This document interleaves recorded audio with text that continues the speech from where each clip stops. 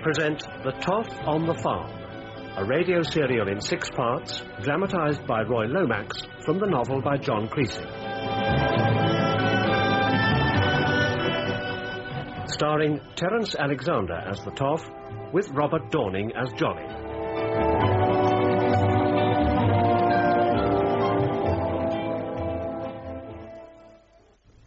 Part 1. Trouble for Sale.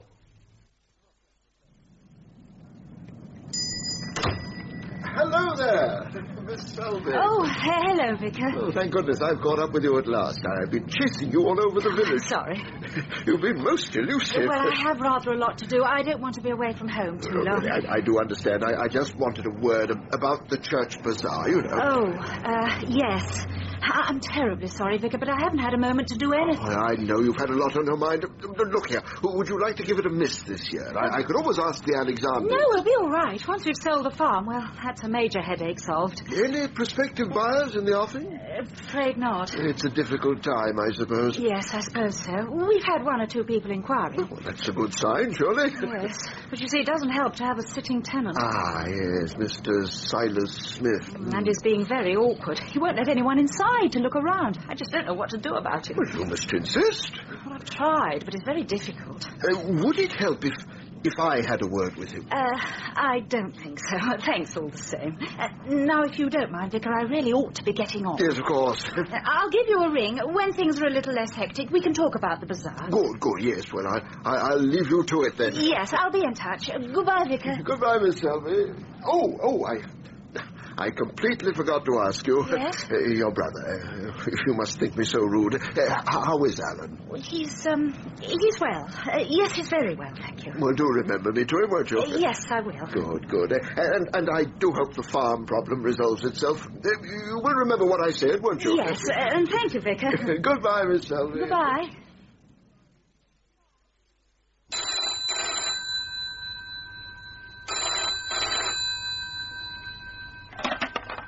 Mr. Rolliston's residence? Hello, is that you, Johnny? It is, sir. Mr. Morn? Right in one, Johnny. How tricks? Very well, sir, thank you. Good.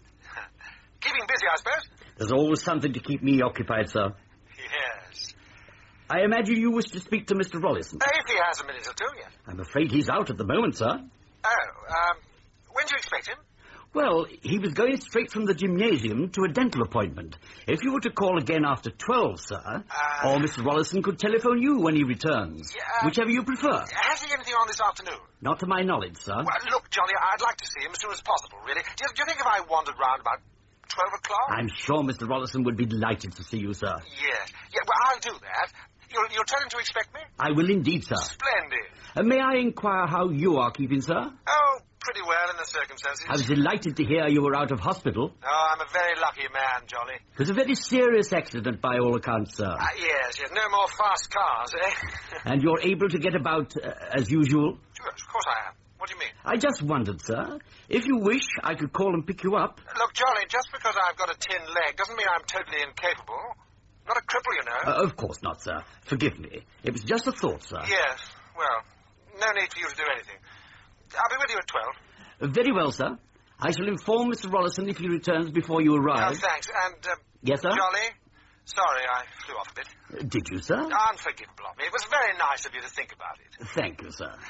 Anyway, see you later, Jolly. Yes, sir. Bye. Goodbye, sir. There you are, Fred. 1 point the best bidder. That'll be 30p, if you please. You trying to bankrupt me, Bert Lockwood? That'll be the day. Now, what was that you were saying about young... Bert, I think you're wanted in the saloon. What? Young Miss Selby, innit? Ah, I wonder what she wants. You won't find out unless you ask, will you? I'll be back in a minute. You take your time. Good morning, Miss Selby. Nice to see you. Good morning, Mr. Lockwood. What can I get for you? I don't want anything to drink, thanks, not just now. Well, then. I know it sounds silly, but was Alan in here last night? Did he come in for a drink? Checking up on your brother, eh? No, was he in here? I didn't see him. You're sure? I was looking after both bars last night. Your brother wasn't in. I'd have seen him if he was. Oh. Nothing wrong, I hope? No. It's all right. Thank you, Mr. Lockwood. Sorry I can't help you, Miss Selby. You've been very kind. Goodbye. Goodbye, Miss Selby. Well. You got yourself fixed up then, Bert? You watch what you're saying, Fred Abbott. Mind the missus don't catch you. Excuse me, sir. Good morning, sir. Can I open? Yes, I'd appreciate it if you could direct me to a place called Selby Farm. It's around here somewhere, I believe. That's right, sir. About a couple of miles from the village. That's not too far. You go left outside the pub. Keep on the main road until you come to a hill. Now, at the bottom of the hill, there's a side lane to your left.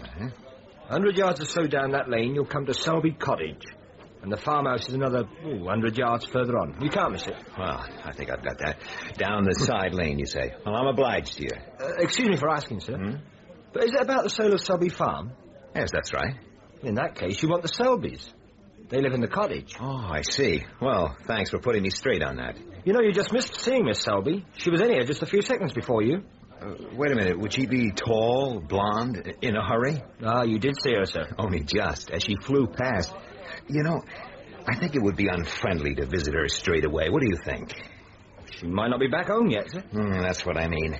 Now, if I was to have a bite to eat first and then go along, do you serve food here? Yes, sir. I can do your ploughman's lunch. I think I can manage some homemade apple pie. Well, that sounds great. I'll have some of that. Coming right up, sir.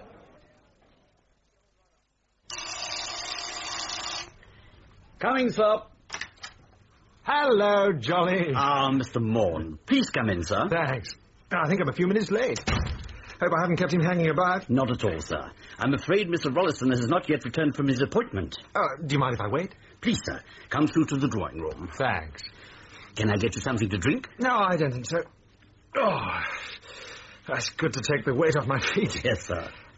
Incidentally, sorry about this morning. My fault entirely, sir. No, it wasn't. I'm still apt to get touchy about it, you know. Takes a bit of getting used to. I'm sure. Ought to be thankful, though. Could have been much worse. And that doesn't bear thinking about. No, sir. There's Mr. Rolleston now. Hello, Jolly. In the drawing room, sir. Well, Jolly, what's the occasion? Hello, Richard, old boy. Monty Morn, my dear fellow, how nice. Wonderful to see you up and about. Oh, Richard, now, what's all this I hear about gymnasiums at your age? What do you mean at my age? Let me tell you, there's nothing like a good regular workout to keep you at peak of condition. Yes, well, I must admit you're a good advertisement for it. There you are. I'm always telling Jolly to do him the world of good. Yes, sir. Yeah, just look at that paunch. Goodness me. You don't fancy the idea, eh, Johnny? A strenuous exercise? No, sir. No, it wouldn't be you, would it? I'm afraid not, sir. Now, if you will excuse me, sir. Oh, certainly. And thank you, Jolly. Sir. Well, Monty, I must say, it is marvellous to see you, sitting here in my drawing room. Yes, I often thought I'd never see the outside of a hospital. Sure you did. And the leg? Which one? You know what I mean. I can walk on it, and that's something. It is, Monty, believe me. Yeah. Look, Richard, what are you doing at the moment? Oh, usual things, you know, the social round, the odd lectures. I don't know why, but some people seem interested in my views on crime and so on. And the gymnasium, of course. Bit routine, isn't it? Oh, I don't think so. I enjoy it. Ever thought of branching out? How do you mean, branching out? Well, you know, something totally different. Right away from detective work, even from London. Good heavens, Monty, what are you suggesting? A new challenge. Well, I'm always open to new ideas. Ever thought of buying a farm? A farm? Yeah. Me? What, buy a farm? Yeah, that's right. The Honourable Richard Rolleston, the Toff, gentleman farmer. Oh, what a strange idea, Monty. You're not serious. I am. Just think, complete change from London, and the country air will do you good. They'd probably kill me. Rubbish. You'd have fresh eggs and milk every morning. Really? What about your income tax? Eh? You'd probably cut that by half with all the allowances.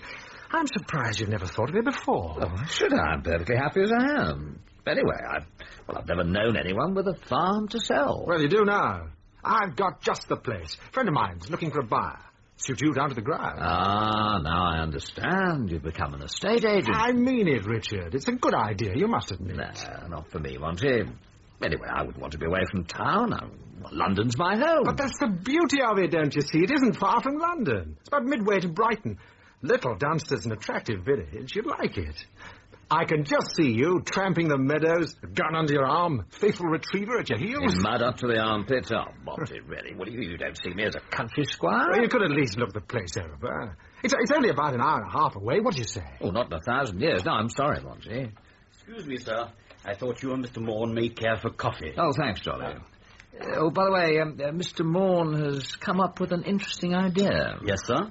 No, it's all right, Jolly. We'll help ourselves. Thank you, sir. Yes, he wants me to buy a farm. I'm sure it would be a very nice farm, sir. Would that be all? Not quite. Do we want to buy a farm by any chance? To tell you the truth, sir, the last time we were involved in farming matters was some 10 years ago.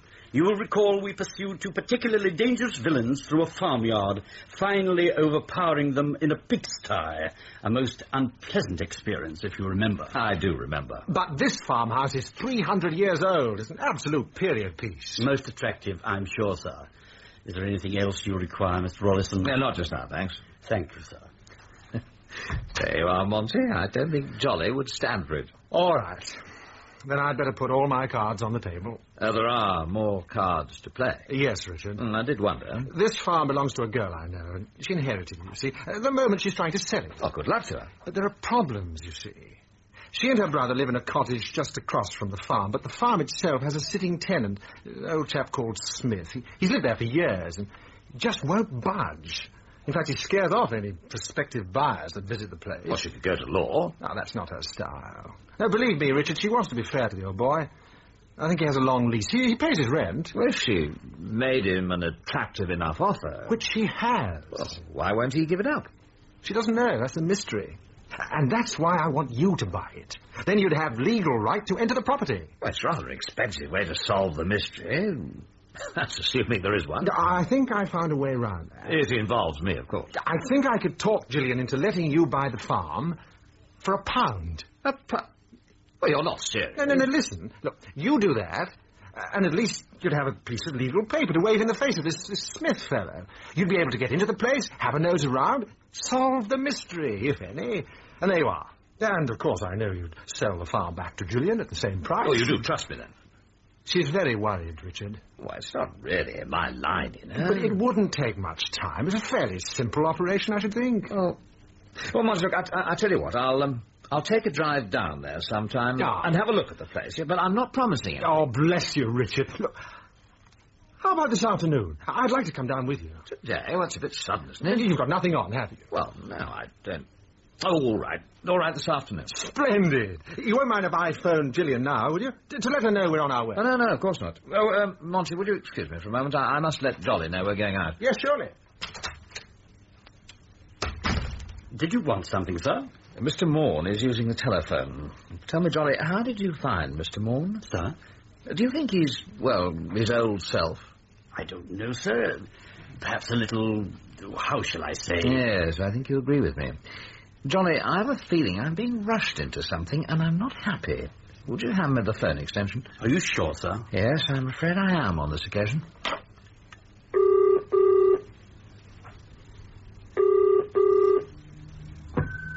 Selby Cottage? Gillian? Is that you, Alan? No, it's Monty. Oh, Monty, thank goodness you called. Alan's missing. He's what? Well, I haven't seen him since last night, and his bed hasn't been slept in. I'm so worried. It isn't very long. But it's so unlike him to go off like this without telling me. Well, have you checked? Rung round friends? 1 or 2. But no one's seen him. Well, I'm sure you're worrying over nothing. He'll turn up. No, something's happened to him. I know it has. Oh, what shall I do, Monty? Don't do anything. I'll be with you in a couple of hours. Oh, Monty, I'd be so grateful. I'm bringing someone with me. Must you? Why, ever not? Oh, please, Monty, don't bring anyone. Not today. Now, listen, Gillian, I said not to worry. I'll see you in an hour or 2. Bye. Goodbye, Monty. Well. Yes, sir? Jolly, I'm going down to the country this afternoon with Mr. Morn, a place called Little Dunstead. Do you intend to buy a farm? I don't think so, Jolly, but it's a nice day, and I'm sure I shall enjoy a pleasant little trip out into the country. I'm sure you will, sir.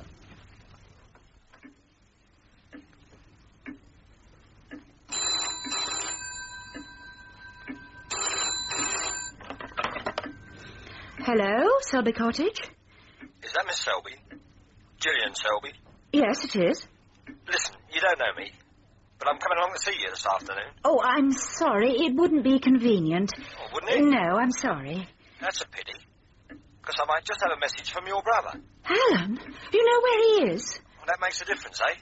You've been worried about Of course I have. You needn't. Not so long as you do what you're told. Well, where is he? What do you want? One thing at a time, Miss Oh, Selby. tell me, please. You sold that farm yet? No. Well, don't. Not until I've seen you. Well, why not? I don't understand. Miss Selby, you don't want your brother to get hurt, do you? Of course I don't. He is all right. Well, just remember, no deals with the farm, right? Yes, very well. That's a good girl. Oh, well, I wouldn't like it if you was to tell anybody I was coming. Know what I mean? I won't. It'd be a pity if anything was to happen to your brother, just because you wouldn't keep your mouth shut. I won't tell anybody, I promise. Right then. I'll see you later. Yeah, but when will you be...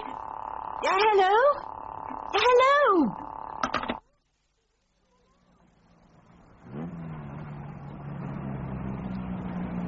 You'll love her, Richard. I know you will. She's a terrific girl. Gorgeous looking. All right, Monty, you've convinced me. Sorry to keep going on about her. No. Sounds like well-placed enthusiasm. I shouldn't need to ask, I suppose, but is there anything between you two? Oh, I wish there was. I did rather get the impression it was more serious. It is, on my part. Oh, I see. What, is there somebody else? No, I don't think so, no. Well, you just have to keep on trying, won't you? You can't really blame her, though, can you? With this tin leg of mine, I'm only half a man. If that's your attitude, Monty, you don't deserve her. Now, tell me about this brother of hers. Alan, well, he's Gillian's half-brother, really. His father married a second time. Now, what's he like? Nice enough fellow, I suppose. No, that's not fair. He's quite charming, really. It's just... there isn't much go about him. Not very capable, if you see what I mean. I think so. He's never done anything wrong, as far as I know. Never done anything right, either. I'm afraid Gillian mothers him a bit. I'm always telling her about it. Well, it does happen, you know. Yes, but... well, you know when I rang her to say that we were on our way? Mm-hmm. Apparently she hasn't seen him since yesterday. He hadn't been home last night. So straight away she's in a panic. Alan's gone missing. Damn it, it's only one night. And that worries, huh? Yes, ridiculous, isn't it? Does it worry you? What? That Alan's missing. I don't know what you mean. Oh, look, you turn left here, Richard.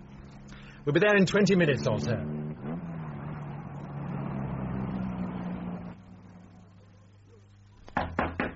Oh, just a minute. I'm coming. Good morning. Miss Selby? Yes, what is it? You are the owner of Selby Farm? That's right, yes. My name's Lodwin, and... excuse me, but did you ring me a few minutes ago? No. I've come straight from your agents, Messrs. Dalton, Speed and Dalton. They sent me along to discuss the sale of the property. Well, Mr. Lodwin, I'm afraid... You've already sold the farm? No, I haven't. Oh, good. Well, I'm here to make you an offer, Miss Selby, a firm offer. Oh, I'm sorry. Hi there, Miss Selby. Excuse me. Yes? Pleased to meet you, ma'am. Yes, this is an attractive spot you have here. Real pretty. Thank you, Mr... Brandt. That's my name. Red Brandt. Miss Selby, I wonder if we might go inside to discuss our business. Yes, sir. This will suit me fine. Miss Selby, I'd like to buy your farm. Forgive me, but that is the purpose of my visit, and if I may point out, I was here first. Well, I can't dispute that, sir. So if you will excuse us, Miss Selby, may we go inside? Hold on. If you're discussing the sale, I'd like to be in on that. I suppose so. All right. Do come in. Thank you. Well, I would prefer our business to be conducted without the presence of a third party. Oh, don't worry about me, Miss Selby. This is most irregular. I did not come here to take part in an auction. Oh, why not, sir? We're both interested in the property. Miss Selby wants the best price she can get. Seems like a good arrangement. May the best man win, But, gentlemen... Oh, very well, if we must. Miss Selby, I'm authorised on behalf of my principals to offer you the sum of £70,000 for Selby Farm and adjoining land. Gee. Subject, of course, to contract and immediate vacant possession. Most generous offer, in my opinion. I'll say. Can you match it, sir? Well, Miss Selby, I want the farm for myself, but I can't raise $70,000. Not straight off, anyhow. I could fix a mortgage if you could give me some time. And my principals offer immediate payment for immediate possession, Miss Selby. Game, set, and match to me, I believe. Mr. Lodwin, I'm terribly sorry. Yeah, but you surely can't refuse that, Miss Selby. The offer most certainly exceeds valuation. Oh, I realise. But you see... well, I'm not in a position to sell, just at this moment. The property was advertised for sale, was it not? Yes. And your estate agent assured me only this morning that it was still open to offer. I'm sorry. Miss Selby, I came here in good faith to buy this property. I've made a most handsome offer. Now, is the farm for sale or is it not? Well, I suppose so, but not just now. I've other things on my mind. What do you mean? Pardon me, sir. You heard what the young lady said? Look, I think I'm entitled to an explanation. Oh, not now, please. I'd leave it if I were you. I will not, and kindly stay out of this, sir. Well, Miss Selby. I can't explain. What's wrong, ma'am? I don't feel very well. Here, now, just take it easy. You hang on to me. If this is some sort of excuse... Can't you see the lady's near fainting? Now, that's it, ma'am. You just sit down. Put your feet up. Thank you. Can I get you anything? A glass of water? Please, the kitchen's through there. I got it. Now, you just take it easy. Yes, I'm sorry, Mr. Lodwin. You've come on a bad day. Miss Selby, I want you to listen to me. My principals are very keen to buy your farm, and they want the deal settled today. Now, I'm prepared to raise my offer to 80,000. Have you seen the farm? That's not important, but I'm expected to return to London with the deal completed. It's a fine offer. You can't refuse it. Well, I must have more time. But why? Well, I must think about it. It's imperative I close the deal today. You have to agree to it. But I can't. You must, Miss Selby. I must have the farm. Do you hear? Please, Mr. Lodwin, you're hurting me. Well, you're being a very stupid woman, Miss Selby. Now, I call that real unfriendly, sir. Look, I've had enough of your interfering. Here's your water, ma'am. Thank you. Yes, sir. Real unfriendly. My business here has nothing to do with you. Now, will you get out? Maybe. But first, I think you owe this young lady an apology. A what? You heard me. Look. An apology. Come on, sir. Let's hear it. I'm damned if I will. It doesn't matter. And I say different. Let me go, damn you. I don't hear it. Come on, sir. How dare you? Please, Mr. Brandt. Well, sir? Yes, all right. I'm sorry, Miss Selby. I got carried away, but it's important to me. Do you understand? Yes, I think so.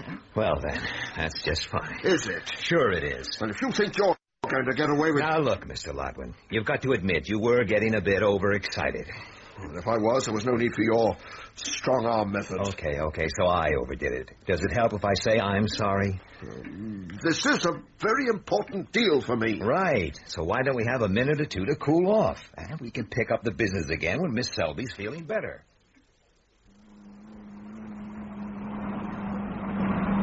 We're coming to Little Dunstan now, Richard. Just up ahead, beyond the crossroads. Yes, I saw the signpost. A pretty little place. The pub, post office come general store. You know the sort of thing. Nearest village to the Selbys, I suppose. Yes. Gillian does her shopping here. Would you like to stop and take a stretch? No, not worth it. We're nearly there. The cottage is just a couple of miles the other side. I hope we won't be arriving at a bad time. She's expecting us. Well, I mean, there may be people to look at the farm. You've come to look at the farm. Oh, now, Monty, remember what I said. All right, Richard. Anyway, it wouldn't matter. Gillian would be pleased to see you anyway. Well, let's face it, it's not every day she'd get an opportunity to meet the toff. Monty, I'm not here as the toff. It's a purely social position, remember? I just don't know what to say to you, Mr. Lodwin. You're so very persistent. Miss Selby, I have my job to do. I'm sorry for what happened earlier, and if I was over-enthusiastic, it's only on behalf of my client. He's most anxious to buy the property. He sure is, to offer £80,000. Well, I don't know. Well, I'm out of it, I'm afraid. I could go to 70,000, but I'd need time. Well, there you are, Miss Selby. My offer is good. It's higher. You can surely be in no doubt as to which to accept. I'd have to speak to my brother before deciding. Oh, that's nonsense, Miss Selby, and you know it. The farm is yours. You have authority to make the decision. But I'd like to talk to him. You don't need to. I think you're using your brother as an excuse, though why, I can't imagine. I reckon my best chance of buying this place is to leave you two together for a spell. The way you're going, sir, you don't stand a chance. Very well. Excuse me, my briefcase. £10,000 hard cash in this case. There. Complete the deal with me now, and you will have the balance, $70,000, in cash this afternoon. Miss Selby, he really means business. I do. Now, will you make up your mind and sign the contract? £10,000? Well, Miss Selby... there's just one thing, ma'am. If I were you, I'd be asking myself right now why this guy's in such a hurry. What do you mean? Well, there has to be some good reason. If you take my advice, you'll find out what it is before you close the deal with him. What are you suggesting, sir? I'm suggesting nothing, sir. Anyway, Miss Selby, I'll say so long for now. I'll probably call on you again, ma'am. Goodbye, Mr. Brandt. Thank you.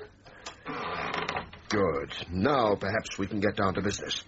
I am interested, Mr. Lodwin. Why do you want the farm so badly? You haven't even been to see it. Quite unnecessary. It's the land, Miss Selby. There are certain projects, road and planning developments, you know. The value of the land in this area is likely to rise very sharply in the near future. Perhaps I should hold on to it a little longer. I would advise against it. It's a bit of a gamble. You need a great deal of money to play that game and not to lose. And I don't think you're ever likely to have enough, believe me. Well, Miss Selby, do we have a deal? Damn. Oh, I'm sorry, but I am expecting someone. Well, can you get rid of them? For a while, at least. I'd like to conclude our business. I don't know. I'll try. Well, I'd be very grateful, Miss Selby. Hello, Gillian. Monty, it's you. Who else? And how's Miss Little Dunstan 1976? Oh, don't be silly. And I brought you a visitor. Gillian, meet the Toff. The what? Oh, I'm sorry. Ignore him, Miss Selby. I'm Richard Rollison. How do you do? How do you do? You mean you've never heard of the Toff? Should I? No reason at all, Miss Selby. Well, aren't you going to invite us in? Would you mind, Monty? Just for a few minutes. Yes, come on, Monty. No, we can't just stand out here. Anyway, I'd like to rest the old leg. But I'm not alone, Monty. I see. No, it's someone... It's about the farm. Oh, we can leave it for a while, Monty. Nonsense. We won't get in the way. Come in, Richard. All right. Come in. Oh, thank you. Mr. Lodwin, I'd like you to meet... Mr. Lodwin? Oh, he's shy. Oh, Monty, please. Mr. Lodwin? He was here a few seconds ago. Where is he, then? I don't know. The back door's open. Well, that sounds like him. We saw a car parked in the lane. He's in a hell of a hurry. I don't understand. Why? Excuse me, Miss Selby. Do you usually leave such large sums of money lying around? What? Oh, good heavens, it's his money. You mean the man in the car? Yes. Well, what shall I do? It was a trifle forgetful of him. Yes. Now, what do you make of that, Richard? Chap goes tearing off like a maniac, leaves all this money behind. It is a bit of a mystery, isn't it? That was part one of The Toff on the Farm, a serial for radio dramatised by Roy Lomax from the novel by John Creasy, starring Terence Alexander as the Toff with Robert Dorning as Jolly. Gillian Selby was played by Heather Stoney, Monty Morn by Terence Hardiman, Mr. Lodwin and the Vicar by Geoffrey Siegel, Mr. Brandt by Ed Bishop, and Bert by Frank Jarvis. The producer was John Fawcett Wilson. We present The Toff on the Farm, a radio serial in 6 parts, dramatised by Roy Lomax from the novel by John Creasy. Starring Terence Alexander as the Toff, with Robert Dorning as Jolly.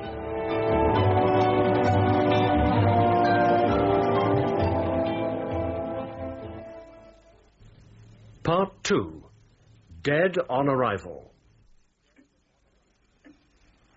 Now, let me get this right, Miss Selby. This money on the table here, it belongs to the man who's just driven off. Yes. It's a lot of money to leave behind. Well, £10,000, he said. That's about right, as a rough guess. Well, he wanted me to take it as a deposit.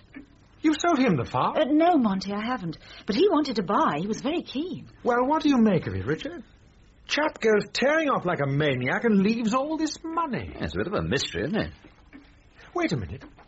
Gillian, you said he was in here when we came to the front door. Yes. Do you remember, Richard, when I introduced you to Gillian, I said... I know, you said, meet the Toff. Well, he could have heard me, couldn't he? I suppose so. It's a thought, Richard. Absolutely. Well, I don't understand. Why should that make any difference, calling you the Toff? It's a long story, Miss Selby. It's just that I spend a little of my time dabbling in the odd spot of crime detection. And he's damn good. But I don't need a detective. Of course you don't, Miss Selby. And despite Monty here, my visit down here is purely social, I assure you. But it's just as well we came.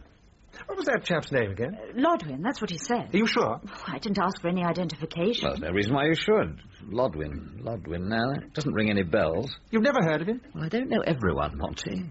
Well, I'd still like to know why he went off just like that. It was a bit strange, I admit. There may be a perfectly reasonable explanation. We really shouldn't jump to conclusions. What did he look like, Gillian? Well, middle-aged. In his 50s, I suppose. Rather stocky. Wearing a dark brown suit. I assumed he was a solicitor. He looked like one. Well, Richard? He probably was a solicitor, Monty. He wanted to buy the farm, he said. Practically demanded to buy it. In fact, there was another man here. He left just before you arrived.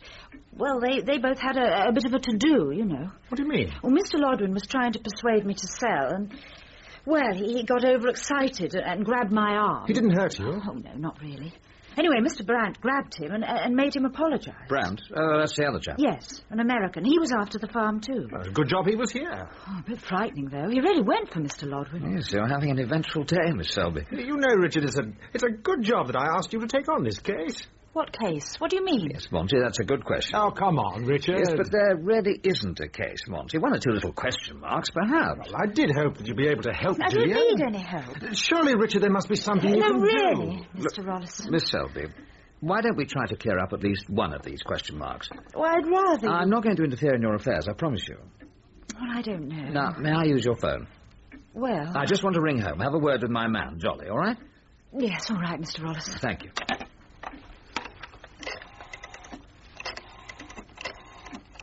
It may not amount to anything, but you never know. What do you want to find out, Richard? Well, let's just wait and see. Just an idea.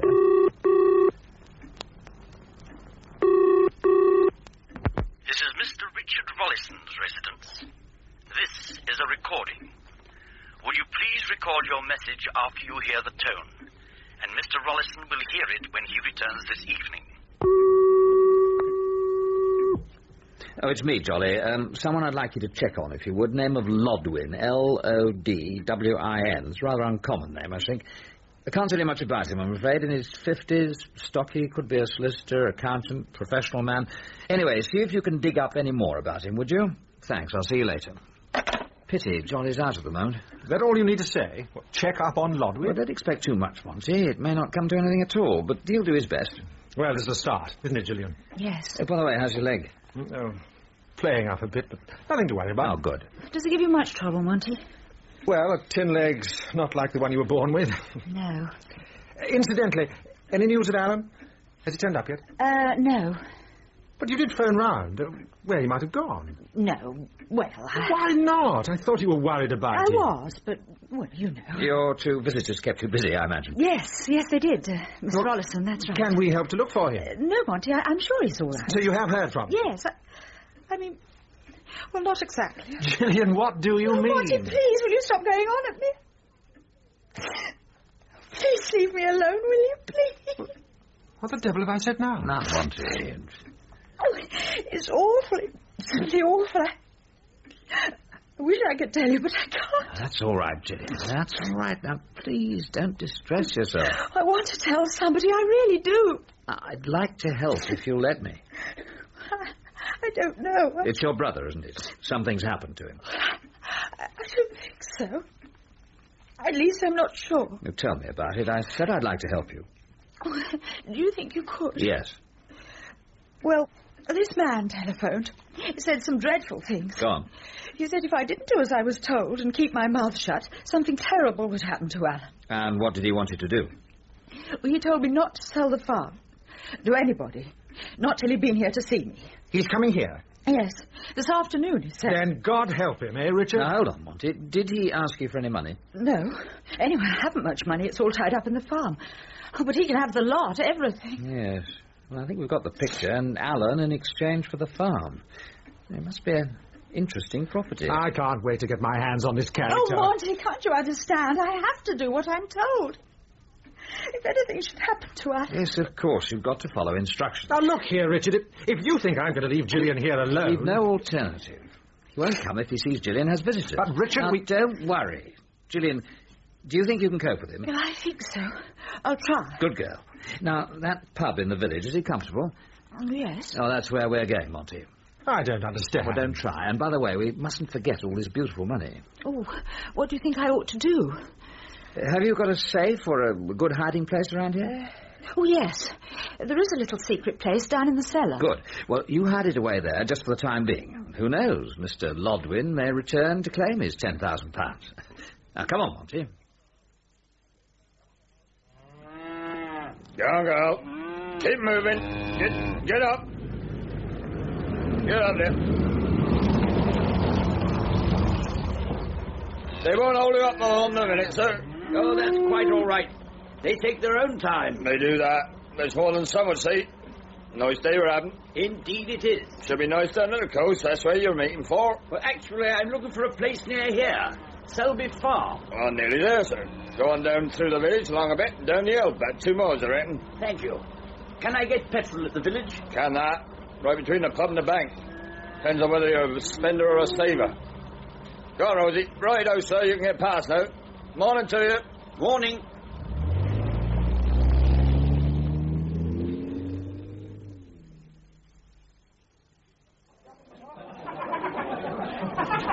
If you'll just come through here, gentlemen. Yes, sir. Here you are, sir. Will this be all right for you? It couldn't be better, eh, Monty? Nice, comfortable armchairs. I shall have to close the bar soon, sir. But if you and your friend want to rest for a while, that'll be all right with me. Oh, thanks very much. And I think 2 large brandies, please. Right, sir.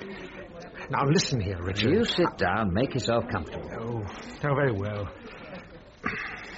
Look, Richard, I'm worried about Gillian. Well, don't be. The poor girl over in that cottage by herself. We should have stayed. No, it's too risky. That man who's going to visit, he expects her to be alone.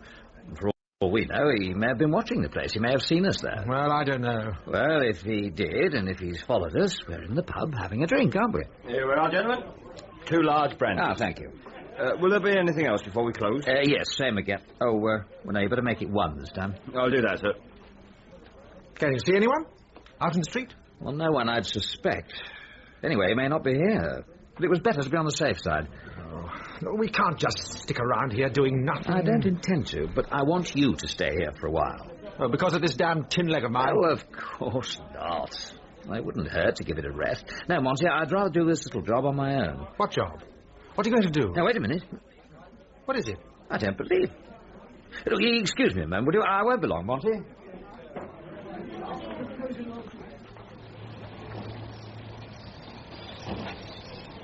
Well, I'll be damned. Good afternoon, sir. Jolly, you old devil. What's he doing here? Quite a coincidence, isn't it, sir? I never know with you. How on earth did you find me? I was going to Selby Farm. But you did mention, in passing, the village of Little Dunsted, and I had to stop here for petrol. I suppose it was more a matter of you finding me, sir. You're a cunning old bloodhound. Yes, sir. Anyway, what's wrong? Oh, nothing wrong, sir. Just urgent. Incidentally, I took the liberty of using your other car. Yes, of course, go on. Superintendent Grice telephoned you from Scotland Yard. He would like you to attend in court the day after tomorrow. Oh, yes, it's the Euston Road bank robbery case. That's right, sir. He wishes you to be a police witness. Well, I half expected that. You did help to apprehend the villains. Yes, well, look, you can ring Bill Grice, tell him I'll see him in court. Very well, sir. I shall go back to London directly. No, not just yet. I'd like you to come with me. A little stroll through the woods. Do you the world of good. I'm hardly dressed for the country, sir. Oh, that's all right. I'm sure the country won't be offended. I was just going to have a quick word with Mr. Morn before we go. Won't be a moment.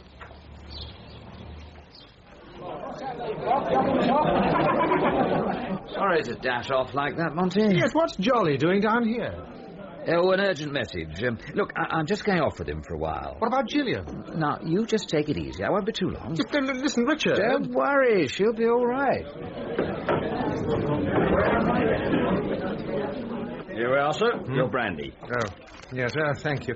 And have a drink for yourself. Thank you very much, sir. Bert, Yep. can you spare a minute? Come in. Thanks again, sir. Yeah, you're more than welcome. Excuse me, sir. Yes? Would your name be Mr. Morn? Yes, that's right. Well, there's a gentleman wants to know if you'll step outside and have a word with him. Oh, I wish he'd make up his mind. Beg your pardon, sir? Oh, my friend, Mr. Rollison. Well, it's not him, sir. Not the gentleman who came in with you. Huh? This is an American. An American? And he asked for me by name? That's right, sir. And he'd like to speak to you outside if you wouldn't mind, sir. Oh. Now, if you'll excuse me, it's closing time. I better shut up shop or I'll be in trouble with the law.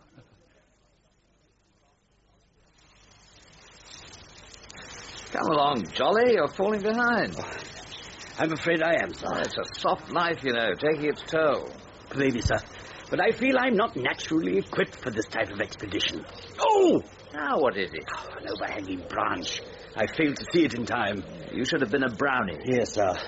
Excellent training for this sort of thing, you know. So I believe. Oh! What are you doing down there? It was not of my choosing, sir. Oh, I see. You caught your foot in a rabbit hole. Here, let's give you a hand up. There we are, sir. You're all right, no ankle strain? I don't think so, sir. Good. Anyway, we're practically through the worst. Thank goodness. Oh, excuse me, sir. Is that Selby Cottage just up ahead? Oh, yes. Yes, so it is, and that's the farm over to the left. I see it. Excuse me, but what are you looking for? I don't see any cars, do you, Johnny? No, sir. I probably got here in time, then. For what, sir? Miss Selby. She lives in the cottage. She's expecting a visitor, and I want to be here when he arrives. Then our expedition was not made just to view the farm. No, Johnny. I think you're afraid I may buy the place. More apprehensive, I think, sir. Well, you can relax, for the moment. Miss Selby's already had 2 very good offers from 2 very determined men. I see. They seem fairly straightforward, but I'm not sure. This 3rd visitor, well, he's a different kettle of fish altogether. Really, sir? It could be a hard case. I think he may have kidnapped Miss Selby's brother. Good gracious. The brother for the farm, if you see what I mean. I do indeed, sir. And I take it you require my help with this 3rd visitor? That was my original intention, but on second thoughts, I'd like you back in London. Yes, sir. I left a message for you to check on a man called Lodwin. There could be something there. Anyway, do what you can, will you? I will, sir. Good man. Do you think you can find your way back to the car? Through the undergrowth? Afraid so, Johnny. But, go on, don't want to frighten our visitor away now, do we? Very well, sir. I shall do my best to retrieve... Hold still a minute. Sir? The car. Look, do you see it? Turning in from the road. Oh, yes, sir. I wonder. Could be our visitor. He's certainly heading towards the cottage. Yes. OK, Jolly, off you go. Yes, sir. Yeah, and please keep your head down. Don't want to give my position away now.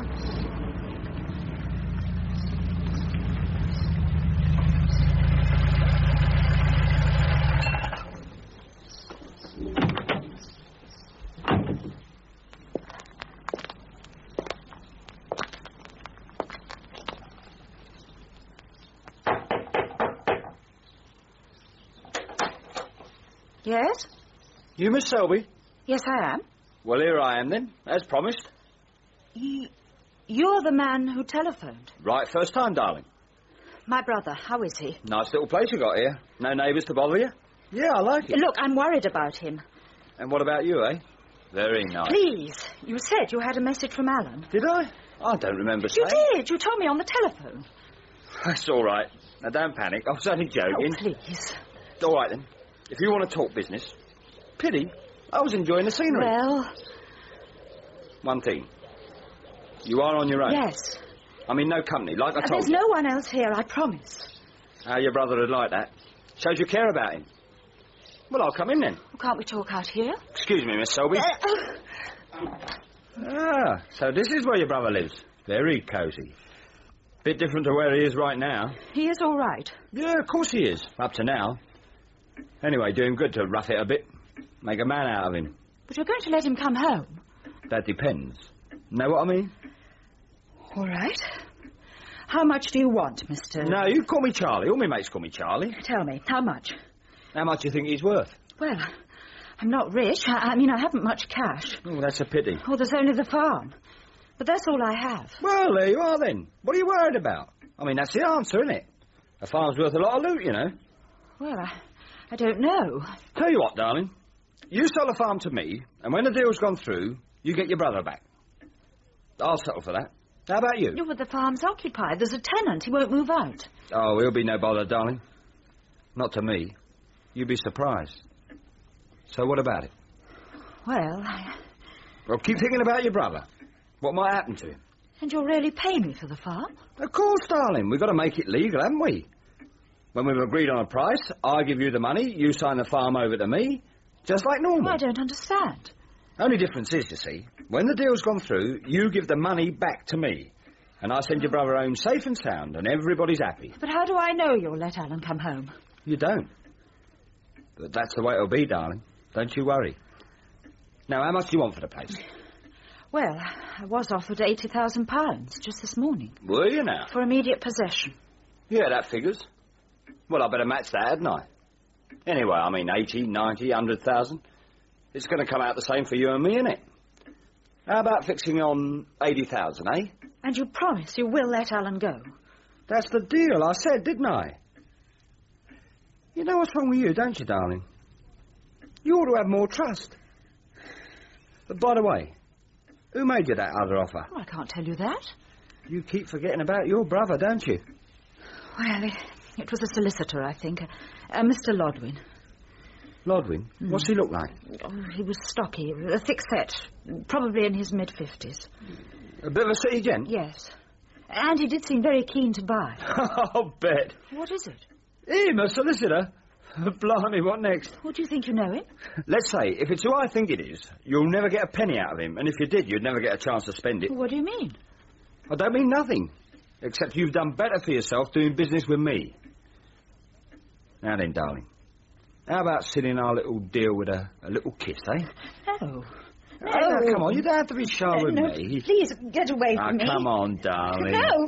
Just a little kiss. Let me go. Oh, come on, I know your sort. Pardon me, Miss Selby. Who the hell are you? Oh, Mr. Brandt. Yes, like I said, ma'am, I came back.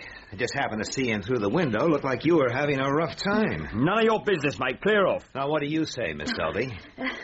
Thank you, but it's all right. Are you sure? You heard what she said, mate. Look, I'm talking to Miss Selby. Look, darling, did you tell him I was coming here? No, I didn't. It's the truth. Better be. Right, then, tell him to get out of here or else. I think it would be best, Mr. Brandt. Miss Selby, your blouse is torn. It was an accident. Yes, I saw. Look, mate, are you going to clear off or do I have to use this? Yeah, I'd like to see you try, friend. Well, you've asked for it, mate. Now, stop it. That's better. Now. I guess that'll keep him quiet for a while. It's your hand. It's bleeding. Oh, it's not too bad. It's just a scratch. It needs a dressing. I've got some in the kitchen. I won't be a minute. Thanks. And if you got some rope or cord, I'll tie up Sleeping Beauty. I'll find something. Gillian. Who's that? Richard. What are you doing here? How did you get in? The back door. You really shouldn't leave it unlocked, you know. Did you hear? It's been terrible. Yes, I was about to come in. Your Mr. Brandt just beat me to it. Oh, come in and meet him. No. I'd rather stay here a little longer, see what develops. Miss Selby. Go back to him. Won't be a second. Oh, and tell him about Alan. Why? It'll be interesting to see his reaction. Don't tell him that I'm here. All right. Oh, good. You've found something. Will this be strong enough? Yes, that's just fine. I'll just put this dressing on your hand first. Right. There. There you are. Thanks.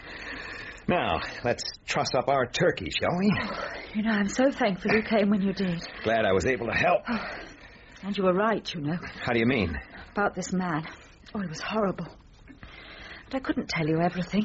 Not while he was so angry. I guess there was something. You were acting kind of strange. The truth is, I daren't antagonize him. You see, my brother's been kidnapped. What? And this man came here to arrange the ransom. What was he asking, Miss Selby?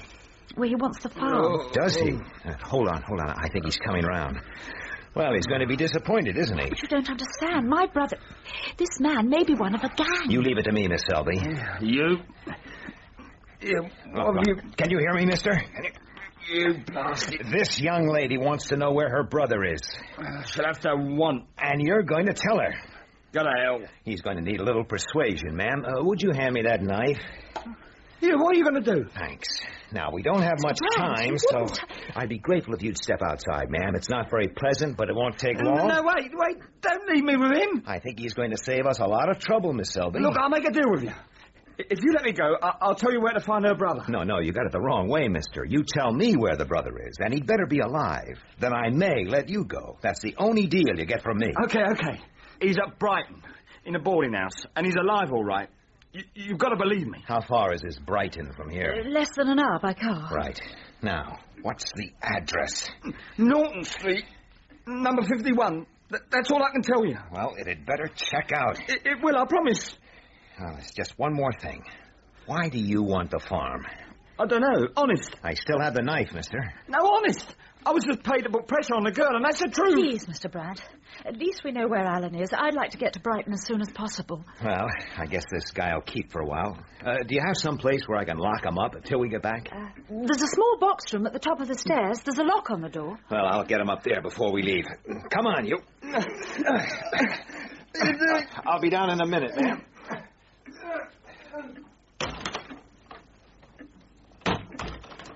Richard? Yes.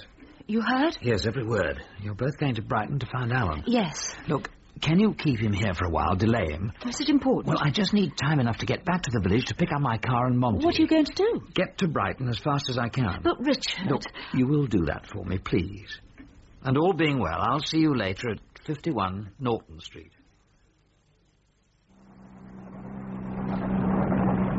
Oh, but, Richard, I don't see how we'll get to Brighton before them. It depends on Gillian's delaying tactics, but we certainly don't have any time to spare. Well, then I'd better not hold you up. I'm sorry, I don't quite follow.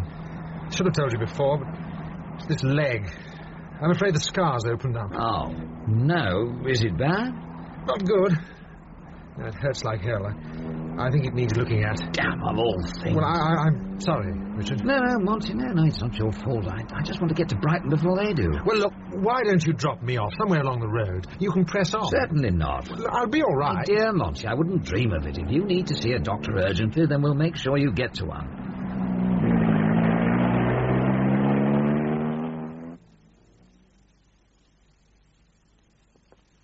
$45, $47, $49, $51. Oh, this is it. But he said it was a boarding house. Yeah, I must admit I've seen better. You sure it's the right place? This is it. 51 Norton Street. That man, he could have given us a false address to put us off. And he's got big trouble coming to him. But I don't think so. What shall we do?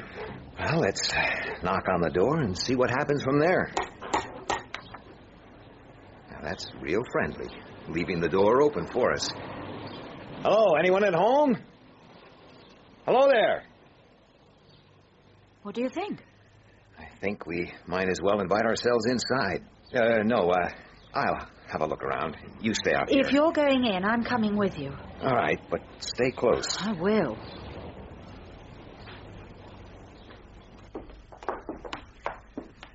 Hi there.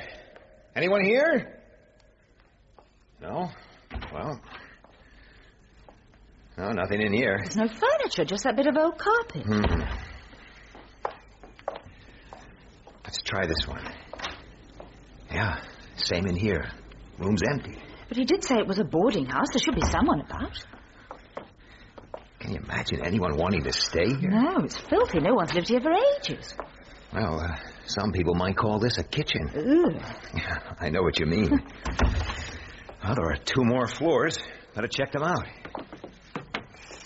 I don't think he was telling us the truth. About your brother? Yes. I'm beginning to wonder. Well, I mean, we'd surely have found some signs of life. I reckon so. Anyway.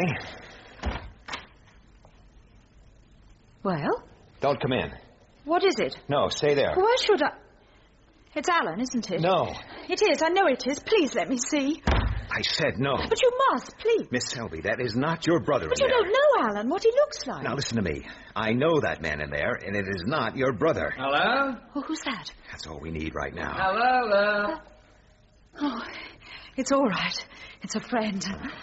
Richard, we're up here. The first floor. Coming. How in hell did he know? Oh, thank goodness you're here. Sorry I couldn't make it sooner. I had to take Monty to hospital. Is he all right? Yeah, trouble with his leg, I'm afraid. You're Mr. Brandt, I take it? Yes. Oh, I'm sorry. Richard Rollison, Mr. Brandt. Red Brandt. Glad to know you. And please call me Red. Oh, yes, the hair. That's right, sir. Richard, what are we going to do? Mr. Brandt, Red's, found something. Somebody in this room. He doesn't want me to see. Does the sight of a dead man worry you, sir? I have seen quite a few in my time, I'm afraid. Then you might like to take a look. Oh, Gillian, no, it's not Alan. Oh, thank God. Well, if you'll excuse me. Red, you said just now you recognized the man in there. Yes. Well, then who is it? Would I know him? Well, you met him a few hours ago. He came to buy your farm. It was not Mr. Lodwin. That's right. No, but what's he doing here? Search me. And you're sure there's no sign of Alan? Not in that room, there isn't. Well, Mr. Rollison? Just as well you didn't let Gillian go in there. It's a very messy job. Still, it was bound to happen to that fellow sooner or later. What do you mean? Well, that particular gentleman's been dodging the law for years. Just that bit too clever to get caught, always one step ahead of trouble. Trouble sure caught up with him today. Yeah, sort of rough justice, I suppose. How long has he been dead, do you think? 1, 2 hours, I'd say, no more. But you recognized him, Richard. There's hardly a policeman in this country who wouldn't recognize Gus Fenner. Gus Fenner? But that's That's not... Why is that, Mr. Ollison? He worked with the really big crime syndicates. Made a lot of money. Very clever man. Not small time, then. Oh, just the opposite. It had to be very big if Gus was involved. But, Richard, that's the man who came to see me. Isn't that right, Red? Yes. When was that? Earlier today. He's the one who went off when you arrived with Monty. He left that money, you remember? Mr. Lodwin. You mean Gus Fenner was your Mr. Lodwin? Yes. I see. Now, that could account for his sudden departure. He may have recognized me. Well, and you say he wanted to buy Selby Farm? Oh, I told you he was very keen. Too keen for my liking. Yes. Well, if that's the case, I think we ought to move rather carefully from here on. How do you mean? Well, Gillian, knowing Gus Fenner and the kind of jobs he did, there has to be something about your farm that is very, very special.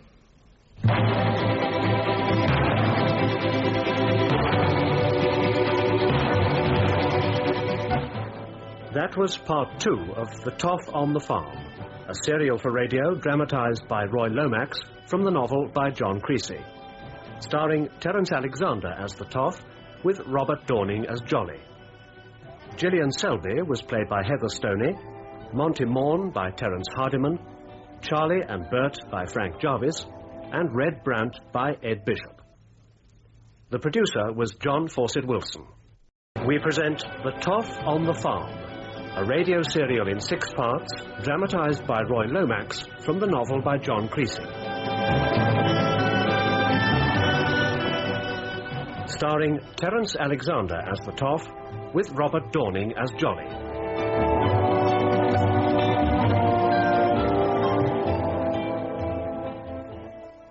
Part 3. Destination Danger. So that's your Mr. Lodwin, is it? Yes, Richard. You're sure? Well, I haven't been into the room. I haven't seen him. Red wouldn't let me. That's Lodwin, all right. I met him at the cottage, Mr. Ollison. I see. Well, don't you believe us? No, it's not that, but... Well, the man in that room may have called himself Lodwin when he came to see you, but his real name was Gus Fenner. Fenner? That's right, Gillian. A top criminal, really big time, and very well known to the police. And very dead right now. Yes, that's a touch ironic. The idea of Gus Fenner ending up in a tatty boarding house in Brighton. Gillian, you said he wanted to buy Selby Farm. He was very keen. Yes, well, if that's the case, I think we ought to move very carefully from now on. How do you mean? Well, I told you, Gus Fenner's not one of your petty crooks. He worked with the big crime syndicates. And if he was interested in your farm, then I promise you there's something very special about it. Tell me, how come you know so much about this guy? Oh, I have a general interest. Richard's a detective, you know. Is that so? Well, just in a small way, sort of hobby. Monty didn't seem to think so. He was surprised I didn't know the Toff. You're the Toff? Well, yes, I am, actually. Yeah, I've heard of you. Really? Yeah. Now, if this Lodwin, Gus Fenner, is so important, I guess there'll be a lot of awkward questions. Oh, there will indeed. Yes. And that's another thing. We should notify the police. Do we have to, right now? Well, it is the usual practice, Mr. Brandt. And they'll certainly want to talk to you. I mean, you found the body. Mr. Ollison, I don't want to get involved with the police. Not just now. It's difficult to explain. Oh, please try, Mr. Brandt. Well, I have to be free to move about for a while. Strictly legitimate, you know. Oh, of course. You don't believe me? Well, Richard, you don't think Red had anything to do with this murder? I don't know. But he couldn't. He's been with me for the last 2 hours. And you said that man had only been dead an hour or two. That's true. All right. I'm on a kind of investigation, and I have to get to London pretty soon. But I'm not at liberty to say more. Will you trust me? Well, I trust him, Richard, really. Well, all right, then I'll go along with you for the moment. Thanks, Mr. Ollison. You have to go to London, you say? Yes. Right, here's my card, Mr. Brandt. You go to my flat, and I'll telephone my man Jolly. He'll expect you. Oh, thanks again. You'd better get off then. Oh, and go out the back way. There's less chance of being spotted. Yes. Bye, Gillian. Bye. Mr. Ollison. I'm sure you were right, Richard, to let him go. Oh, we'll see. Oh. Yes, I know, Gillian. I don't know. It's all too much. Try not to worry. You've been very good. Oh, but when we came here, we expected to find Alan. Oh, where is he, Richard? Did Red Brandt search the whole house? No. Well, I must be honest. I don't think we'll find your brother not here. But that man, he told us this address. Yes, and he's still locked up back at the cottage. Red made sure of that. Good. We'll get some answers out of him later. But what can we do now? Well, we're going to do a disappearing act. But before we go, I'll have a good look around the house, just to make sure.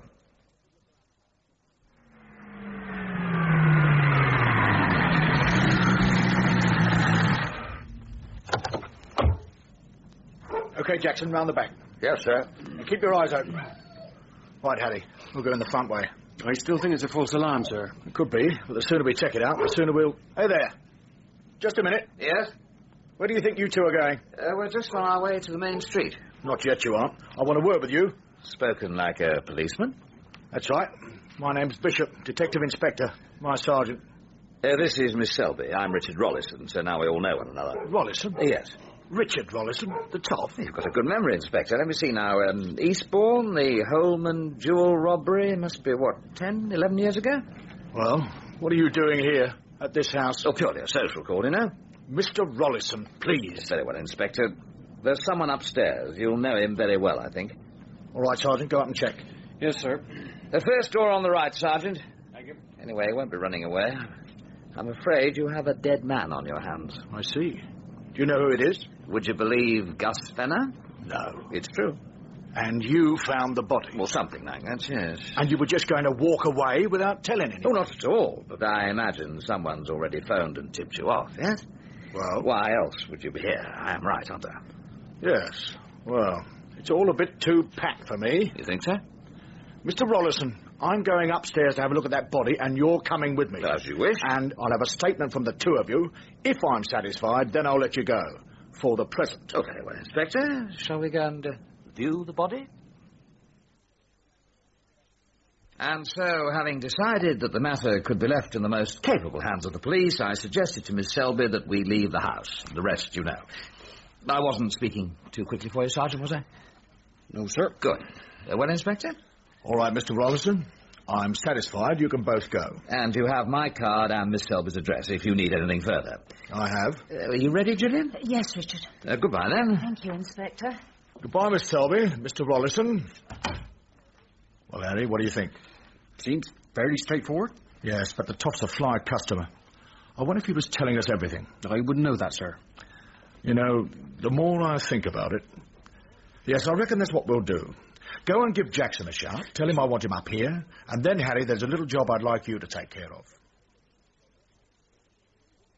You know, I still can't get over the way you coped with the police and all those questions. No, I've had a lot of practice. Actually, they were fairly reasonable in the circumstances. Oh. Now, look, Gillian, I must nip into this box and make a couple of phone calls. Would you like to wait in the car? It's just round the corner. No, I'll stay here if you don't mind. Oh, not at all. I don't think it should take me very long.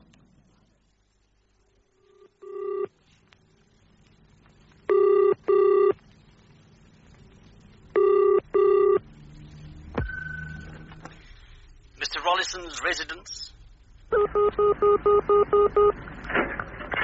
Hello, Johnny. Good afternoon, sir. A bit pressed for time, I'm afraid, but I just wanted to let you know you'll be getting a visitor. Yes, sir. An American. He's called Brandt. Red Brandt. You can't mistake him. He has red hair. Would this gentleman be involved in the Selby Farm affair? Well, he is and he isn't. I'm not sure. But be careful and don't give too much away. I understand, sir. Oh, and I'd like him to wait for me. I want to keep tabs on him, you know. Very well, sir. Goodbye, Johnny. Now, let's see. North Down Cottage Hospital. 2132.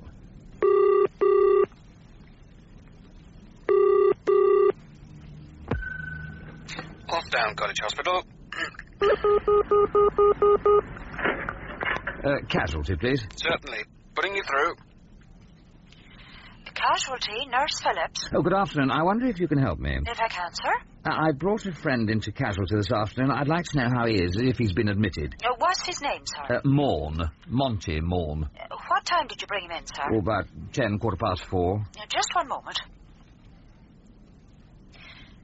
No, sir. No one called Morn. Oh, but surely... We could have gone straight to the duty doctor, but he's off at the moment. Oh. Can I ask him to ring you when he gets back? About an hour or so, I should think. Yes, I'd be very grateful. The name's Rollison, and I'll be at Little Dunstead 3434. I've made a note of that. I'll pass it on to him. Thank you very much. Everything all right, Richard? Yes, thanks. Good. At least I think so. Come on, Gillian. What is it? I'm not quite sure, but I think we may have company.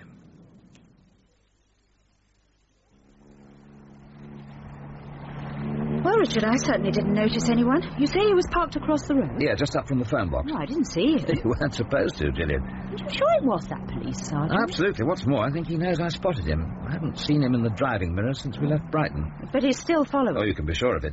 I thought it was all too easy, the way Bishop let us go. He doesn't suspect us. I don't think so, but We're all he's got at the moment. There's the person who rang the police. No. Tip-offs are usually anonymous. Could have been anyone, even the murderer. And what about our friend, Mr. Brandt? Oh, no, I can't believe that. Why not? He was anxious to avoid meeting the police. He certainly had time to make the call. No, Richard, I knew it wasn't him, not Red. Now, listen to me, Gillian. This farm of yours is attracting a lot of attention, and it's the wrong sort. Oh, but that's what I don't understand. Why is it so important? There you have it. Solve the mystery of Selby Farm. That's the key to this whole business. Oh, I wish I knew. But I've no idea, honestly. It'd help if we could get into the place. Oh, I've tried. But Mr. Smith, well, he just refuses to let anyone go inside. Yes, well, we'll have to see if we can't do something about that tenant of yours. He's a difficult, obstinate old man. Oh, we'll find a way somehow. Oh, you know, I'd never have put the farm up for sale if I'd known what it was going to lead to. The man's been murdered. My brother... What have they done with him? Where is he? You mustn't worry about Alan. Oh, that's easy to say, Richard. But these people who kidnapped him, it looks as though they've killed one man. They won't worry about another, will they? They won't do anything to Alan. He's too valuable. I mean, they want to exchange him for the farm, don't they? Well, that's what I was told. No, we're going to find Alan, and we'll find him alive. Oh, I wish I could believe that. And remember, there's always that fellow back at your cottage. He may be a little more talkative than before. I wonder. Well, I think the news from Brighton will inspire him. Oh, and there is one more thing. What's that? This cigarette lighter. Do you recognise it? Well, let me see. Oh, but that's Alan's lighter. His initials are engraved on it. A.S., you see? Yes.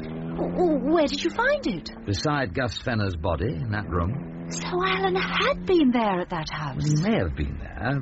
Yeah, but tell me, Red Brandt was alone when he discovered the body, wasn't he? Yes, he didn't want me to see. He told me to stay outside. So you wouldn't know if he went near to the body, inspected it? No.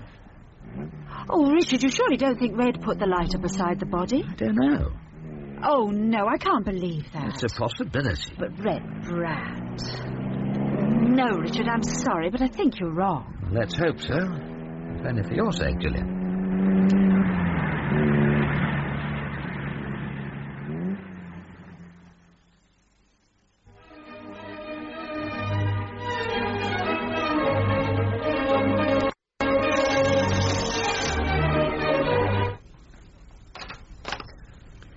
Good afternoon, Mr. Brandt. Hey, you know my name. Mr. Rollison telephoned. I was expecting you, sir. Please step inside. Thanks. I guess it was my red hair. Huh? And you are an American, sir. So, you're Mr. Jolly. That is correct. Though in my profession, the Mr. is unnecessary. You mean I just call you Jolly? Yes, sir. Please come through to the drawing room. I met your boss down at Brighton. Did he tell you? No, sir. Yes, we met over a dead body. Really, sir? I knew the man as Lodwin, but your boss said he was called Gus Fenner. Seemed to know a lot about him. The name Fenner is not unknown in certain circles. So I heard. Seems to get about a bit, your boss. Mr. Rollison leads a full social life, sir. And if he doesn't know about someone, I guess he knows how to get to know. There are always channels of information. Yes. You've worked with the Toff for a long time? Indeed I have, sir. You check out people for him? Well... Come on, don't hold out on me. It can be arranged, occasionally. Could you do that for me? That would depend, sir. On what, sir? On the person. Did you have someone particularly in mind? Yes, a guy called William T. Brandt of Texas, USA. A tall guy with red hair. But I don't understand, sir. What don't you understand, Jolly? Well, surely you are referring to yourself, sir. So? You would like a check on yourself? Right. And I'd be interested to see what your channels of information come up with. Very well, sir. Now may I get you something to drink? You certainly may, Jolly. A large scotch would suit me fine just now. Now, you're sure, Richard, you wouldn't like a cup of coffee? No, first things first. Now, where's this chap locked up? Red put him in the box room at the top of the stairs. Well, I'll go up and see what I can get out of him. Would you like me to come? No, I'd rather you didn't. You're not going to hurt him? My dear Gillian, I told you there'll be no need for anything like that. Not this time. Now, why don't you go and make that coffee? All right. Oh, where's the key to the room? On a shelf by the door. You'll see it. Thanks. I'll be in the kitchen. Ah, yes, here it is.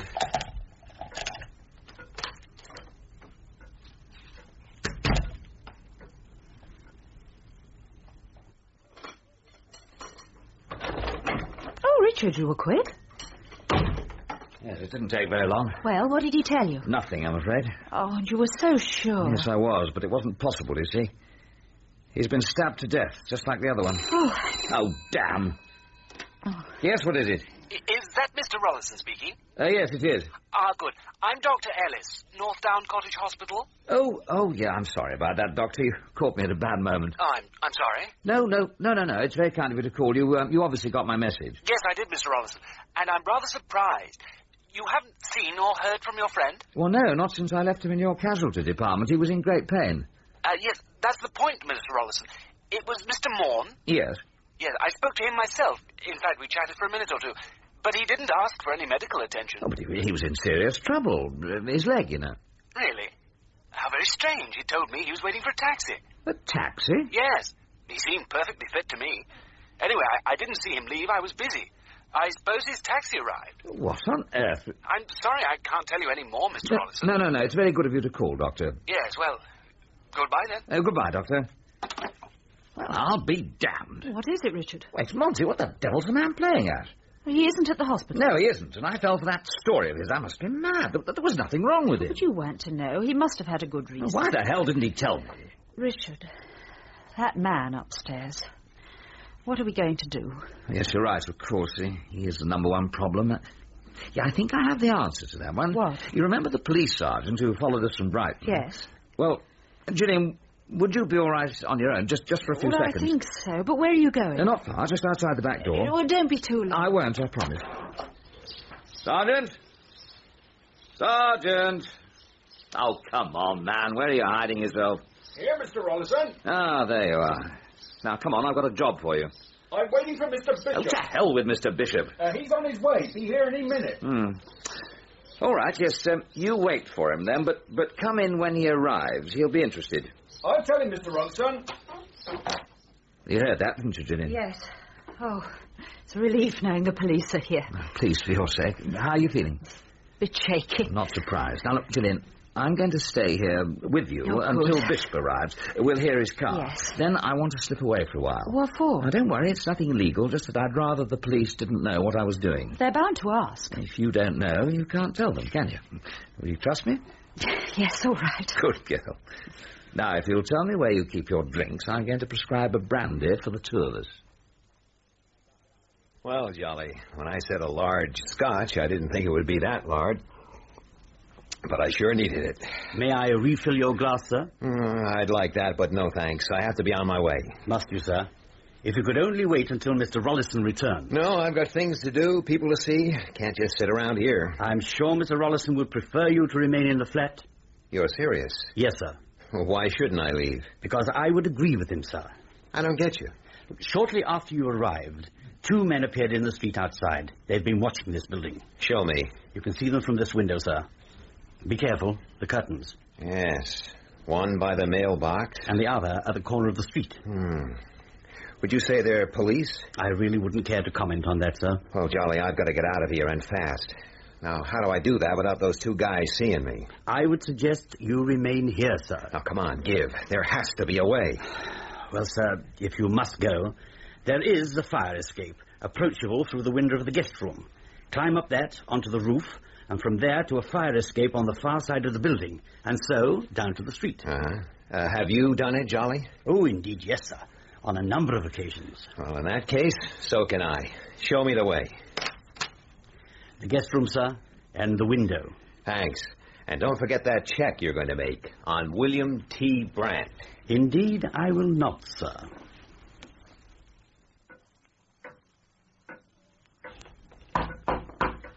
Come in. It's unlocked. Hello, Miss Selby. Hello? Right, now, what's going on? What was Rollison on about to my sergeant? Upstairs. Yes, Miss Selby. A man's been killed. He's what? Richard found him. Did he? Anyway, where is Mr. Rollison now? Well, come on, Miss Selby. The lady doesn't look too good, sir. I think he went out. Did you see him, Sergeant? No, but he could have nipped out the front way, sir. I might have missed him. Well, I'll have to wait for now. Let's go upstairs and see what's been happening.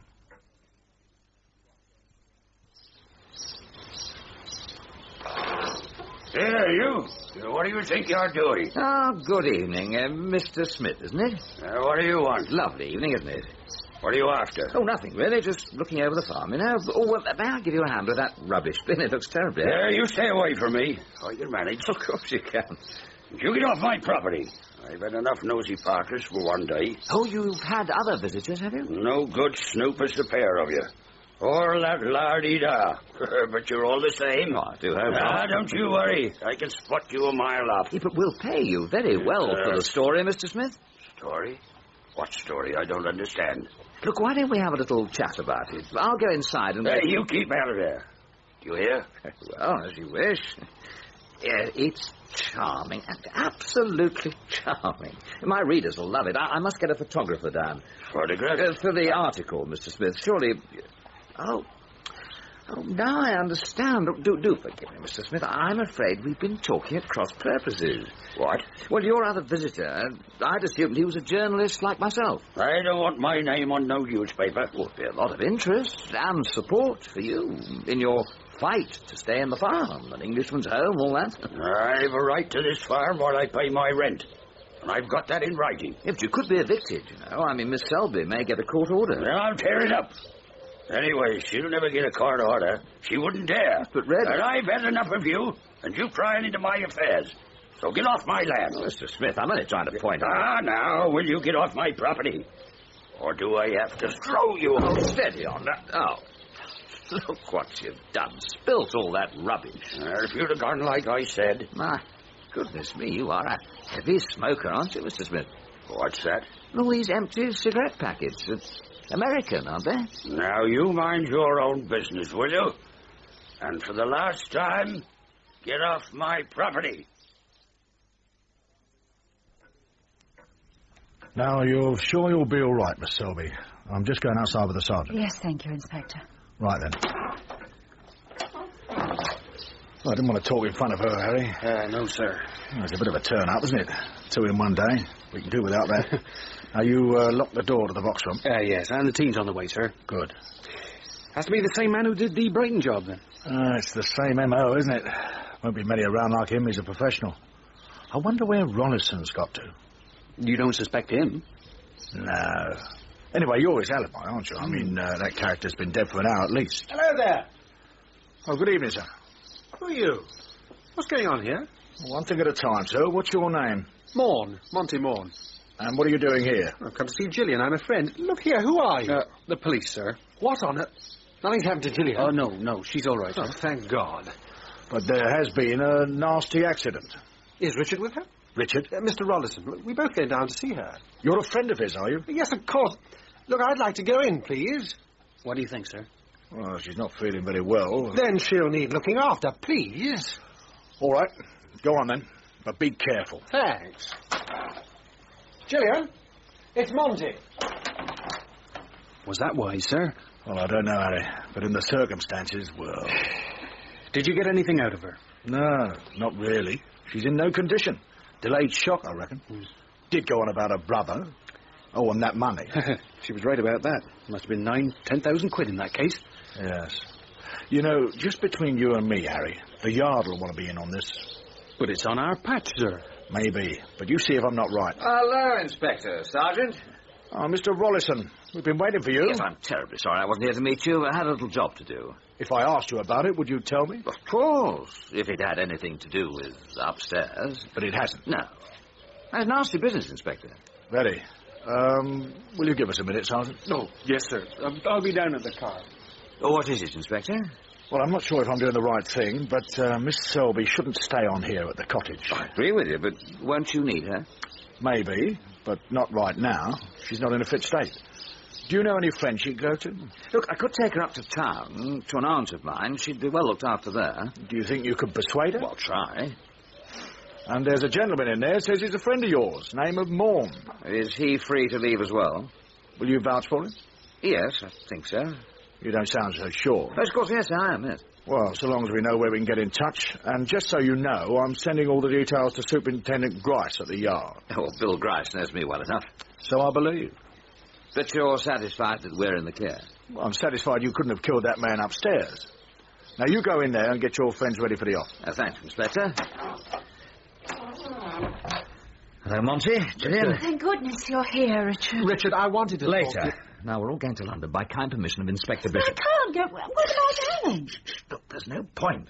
When this breaks in the press and they know I'm involved, they'll make contact with me in London. But if No buts, please. Now, you go and pack.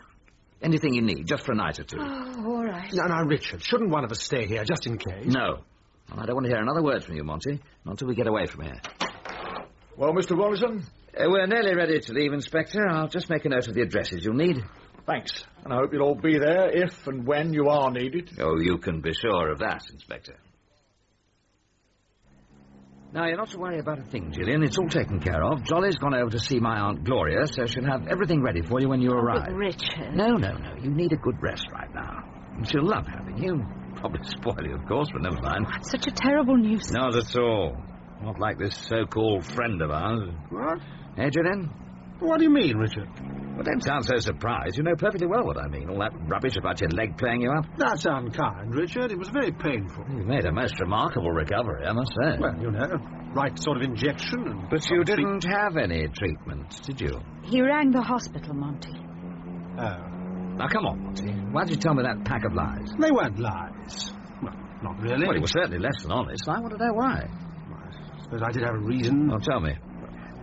You probably wouldn't understand. I felt so useless. Everyone was able to do something positive. Trying to sell the farm, and when we knew that Alan had been kidnapped, Gillian was off to Brighton to find him. But you and I were going down there as well. Yes, but if there'd been any trouble, I wasn't going to be much use with this 10-leg of mine. Oh, but Monty, you persuaded Richard to come down here in the first place. I'm so grateful. Not the same, is it? I wanted to do something myself. Anyway, I'd had this idea to call on old Smith, see if I could talk him to moving out of the farm. Oh, so it was you. I did wonder. How do you know that? I guessed. I've been to see him as well. Hope you had better luck than I did. I probably did more harm than good. I'm sorry, Gillian. Please, Monty. Well, if it's any consolation, I didn't get very far either. He really is very difficult. I wish you'd told me what you were going to do. Why should I? Because, my dear Monty, the sale of Gillian's farm has already led to a kidnapping and 2 murders, and it may get worse. I'd hate to see you involved. Do you understand? Yes, Richard. Well, remember that. And let's get Gillian to Aunt Gloria as soon as possible. We'll pick up Jolly and see you safely home, Monty.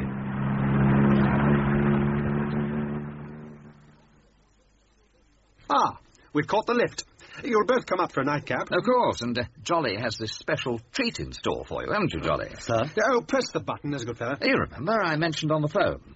Mr. Morn is rather under the weather, an occasion for Jolly's special food for invalids. But I didn't. No, Richard. Oh, you haven't lived, Monty. People positively rhapsodise over it. What's it to be, Jolly? A beef tea or perhaps coddled fish? There'll be second helpings, of course. Now, what about your gruel, Jolly? That's out of this world. Okay. You've had your revenge. My dear Monty, I assure you. As it happens, sir, I did take the liberty of bringing a special beverage that may prove most efficacious. See, Monty, I told you. Well, Jolly? A bottle of the 1950 cognac. Ah, that's more like it, Jolly. My 1950 Well, I mean, aren't we coming to the end of the 1950s? Richard, you should see your face. It would seem to be an appropriate occasion, sir. Do you think Mr. Morn will appreciate it? Oh, admit it, Richard. Jolly is brilliant. Thank you, sir. Now, come on, you two. I can't wait to open that bottle. Look out! What? Quick, down! Both of you, get down!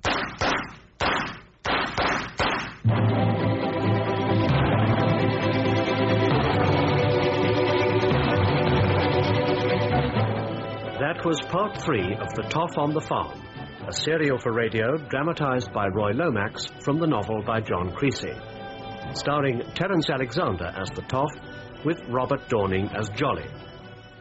Gillian Selby was played by Heather Stoney, Monty Morn by Terence Hardiman, Red Brandt by Ed Bishop, Inspector Bishop by Derek Newark, the Police Sergeant and the Doctor by Paul Meyer, and Smith by Reg Lai. Other parts were played by members of the cast. The producer was John Fawcett Wilson.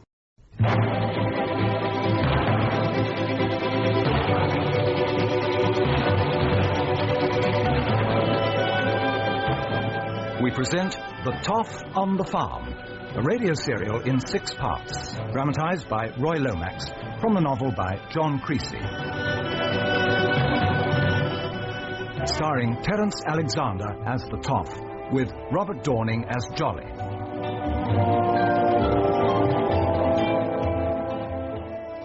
Part 4, Cause for Alarm. Did I hear you correctly, Jolly? You brought a bottle of the 1950 cognac? Yes, sir. My 1950? But really, I mean, aren't we coming to the end of the 1950s? Oh, Richard, you should see your face. Come on, this is my floor. It would seem to be an appropriate occasion, sir. What do you think Mr. Morn will appreciate? I admit it, Richard. Jolly is brilliant. Thank you, sir. Now, come on, you two. I can't wait to open that bottle. Look out! What? Down! Quick, both of you, down! Get out!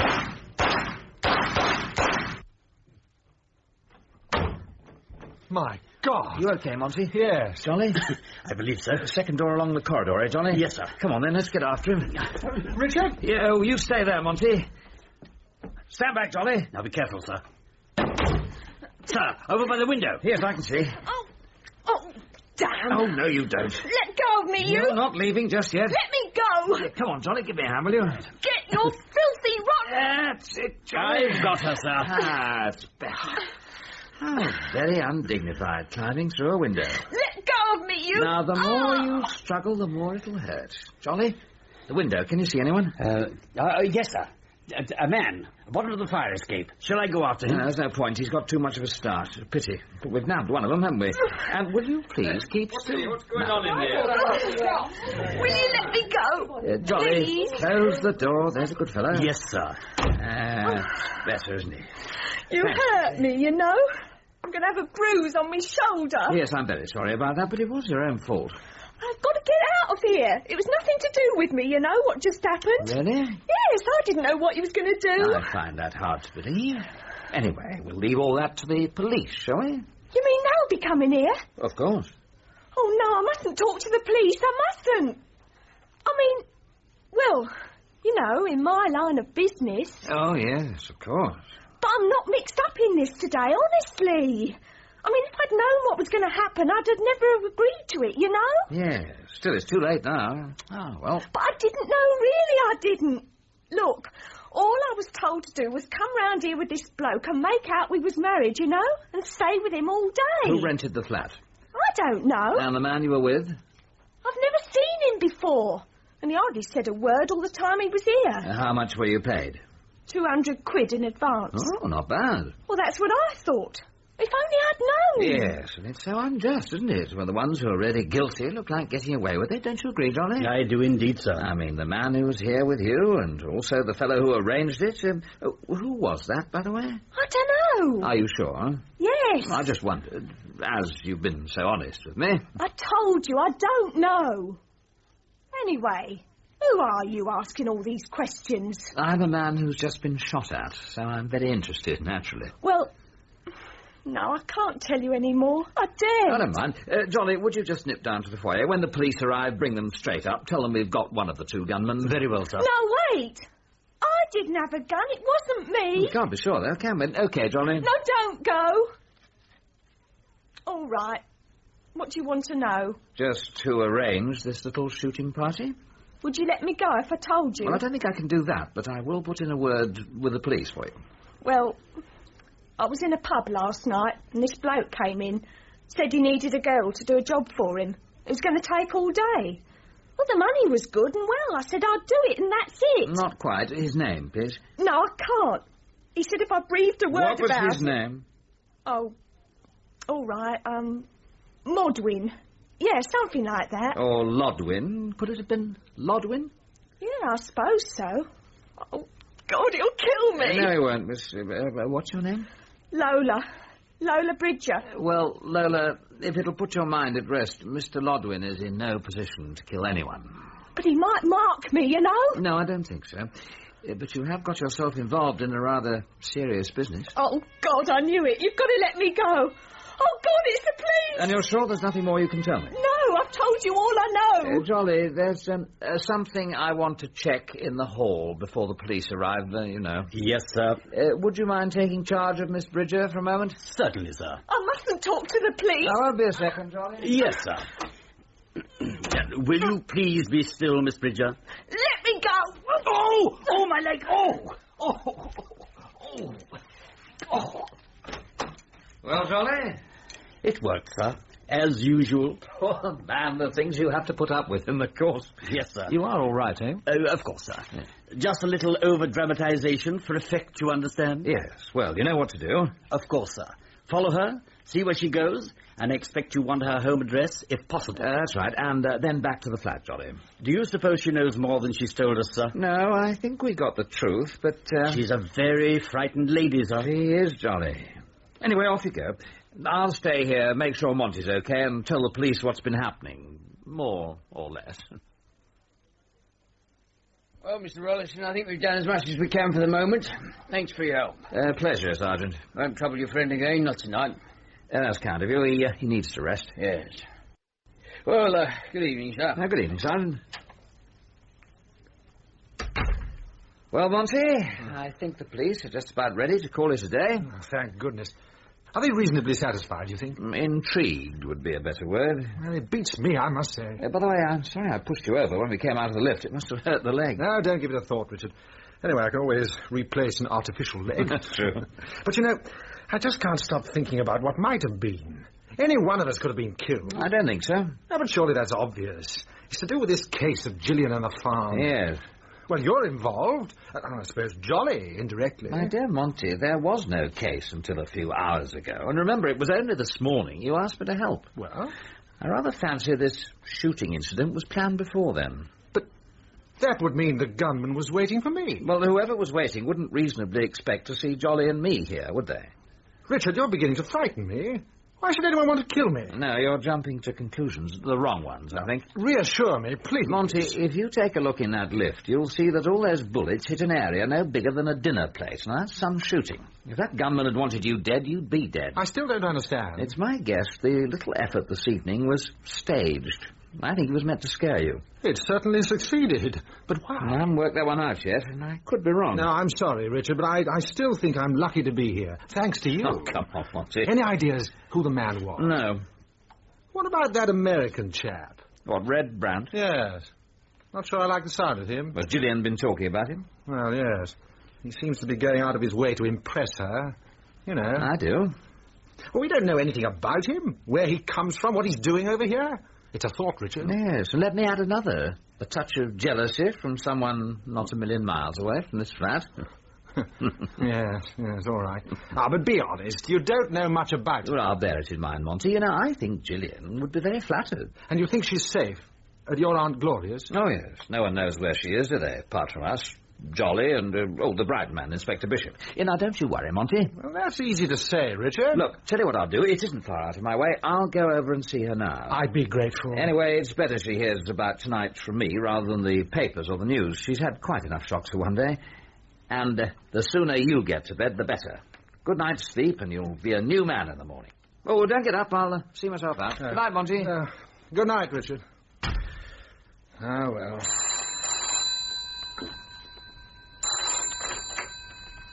Hello. Hello, Monty. How are you, old man? Who's that? Did you recognize me? Good heavens. I don't believe it. Yeah, I thought you'd be surprised. Monty, just rang up on the off chance, wanted to ask a little favor. Shouldn't be too much trouble for you, I should think.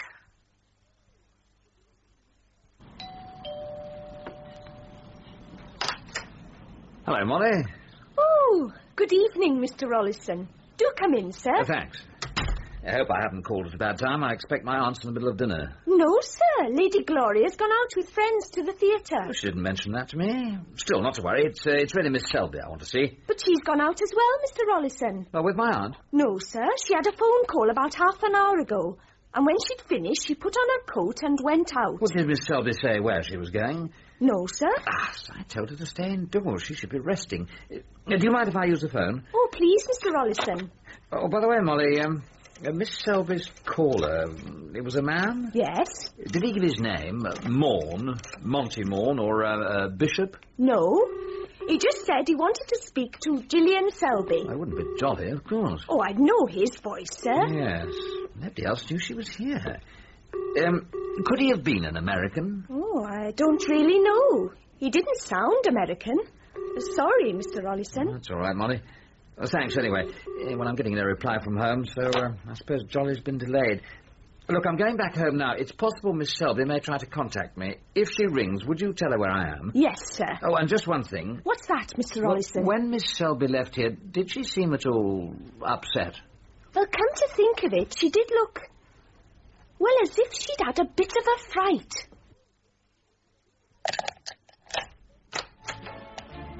Ah. It's only me, sir. Sorry I was delayed. Hi there, Jolly. Mr. Brent, what are you doing here? Well, there was no one in, so I just made myself comfortable. How did you get in, sir? Same way I went out, Jolly. Remember? Over the roof and through the window? So, where's your boss? I thought he'd be home by now. Apparently not.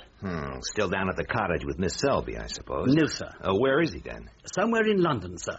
Mr. Rollison brought Miss Selby and her friend Mr. Morn back to town. Oh, that's great. Give me her address. I'd like to call on her. I'm afraid Miss Selby's address must remain secret for the moment.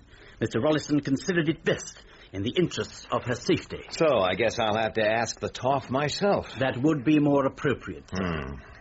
And did you have any success with your own inquiries? No, I tried to phone my client back in the States, but he was out. Say, Jolly, that Mr. Morn you mentioned, would he be called Monty? That is correct, sir. Yes, Gillian talked about him a lot.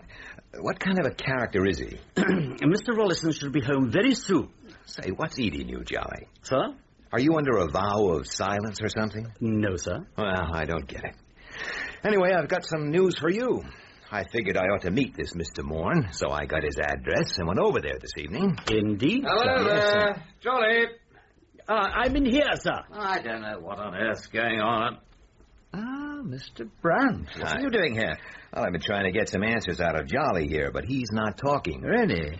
Jolly, any messages for me? There are several that I was unable to give you earlier. No, in the last half hour. I've only just returned myself, sir. Ah. I wondered if Gillian might have called. No, sir. What's this about Gillian? Oh, nothing to worry about. But I'd like to know. Well, she seems to have disappeared. But Jolly said you'd taken her somewhere safe. Yes. Mr. Brandt, would you excuse Jolly and me for a moment? Oh, I guess so, yes.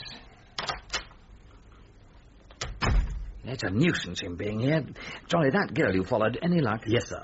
I traced the lady to a basement flat in Kentall Street, a rather unsavoury area. And she lives there? Yes, at number 37. It was confirmed by a local shopkeeper. Oh, good. And, sir, I put one of your cards through her letterbox. It occurred to me that should the lady need help, it may encourage her to contact you. You don't miss a trick, do you, Jolly? Thank you, sir. And there is one more thing you should know. Yes? Apparently, Mr. Brent went to visit Mr. Morn earlier this evening. Did he? Yes, sir. Well, let's rejoin our guest, shall we? You know, Mr. Rollison, I've been thinking about Gillian's disappearance. Yes?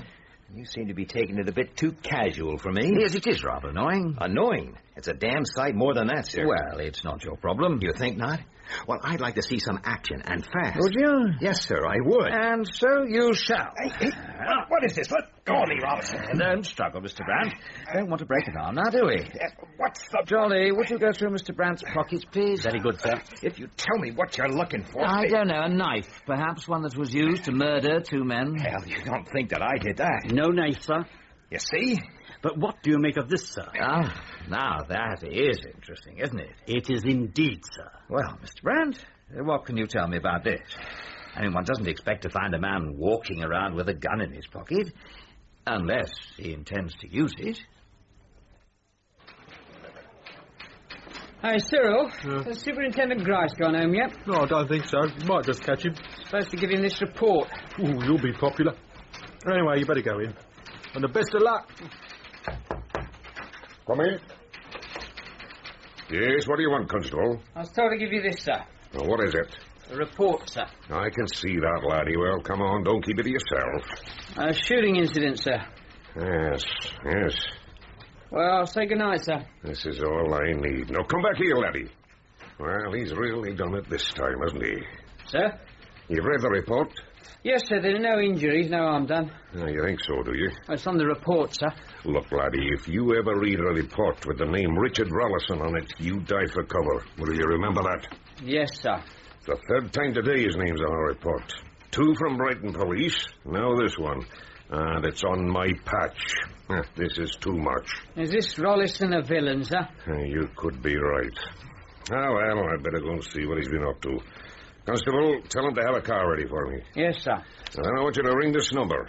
Well, if he's not at home, try and discover where he's gone. Call me on the car radio. Will you do that, laddie? Yes, sir. Well, Mr. Ollison, you sure got a very suspicious mind. Are you surprised? I mean, after what's happened today? Well, I guess not. The only thing I can be certain of is that the bullets that were fired at us didn't come from this gun. Well, that's something. Different caliber. This is a .45. And it hasn't been used since I left the States. Yes, well, I'll have to take your word for that. It's true, Mr. Ollison. Coffee, sir? Oh, thanks, Johnny. Look, I didn't even know there'd been a shooting. Sure, I went to Moran's apartment. I wanted to meet him. I was telling Jolly here. Isn't that so, Jolly? That is correct, sir. But when I get there, the place was crawling with cops, so I took off, fast. Yes, you're not very keen to meet the police, are you? I already told you. It's not that I want to dodge them, but I have to be free to move around. And it's all strictly legitimate, you said. Right. And you can't tell me why. I'm not at liberty to say. No. I guess it doesn't look too good to you. You're right. And you shouldn't be surprised if I am a little suspicious. And tell me, why do you want to buy Selby Farm? I can't say, Mr. Ollison. See what I mean? You know, I can't make up my mind whether or not you're just using me, and if you are, for what reason. But you'll go along with me to find out. Well, I may regret it, but, yes, for the moment. Thanks. Oh, yes, Jolly, another cup of coffee for Mr. Brand. Certainly, sir. I'll take it black this time, Jolly. And for you, sir? No, thanks, I'm going out. Very good, sir. Can I ask, where are you going? No, I want you to stay here. Drink your coffee, watch TV, whatever you like, but wait until I get back. You're going to play straight? You're not going to the police? I meant what I said, all right? Okay, then. Right. Jolly, I don't expect to be away too long, so if anyone calls, you know what to do. Yes, sir. See you later, then. Goodbye, sir. Does he usually go off like that? I beg your pardon, sir? Without telling you where he's going? Frequently, sir. I wish I knew what he was up to. No doubt when Mr. Rollison returns, sir. Now, would you care for more coffee, or can I get you something a little stronger?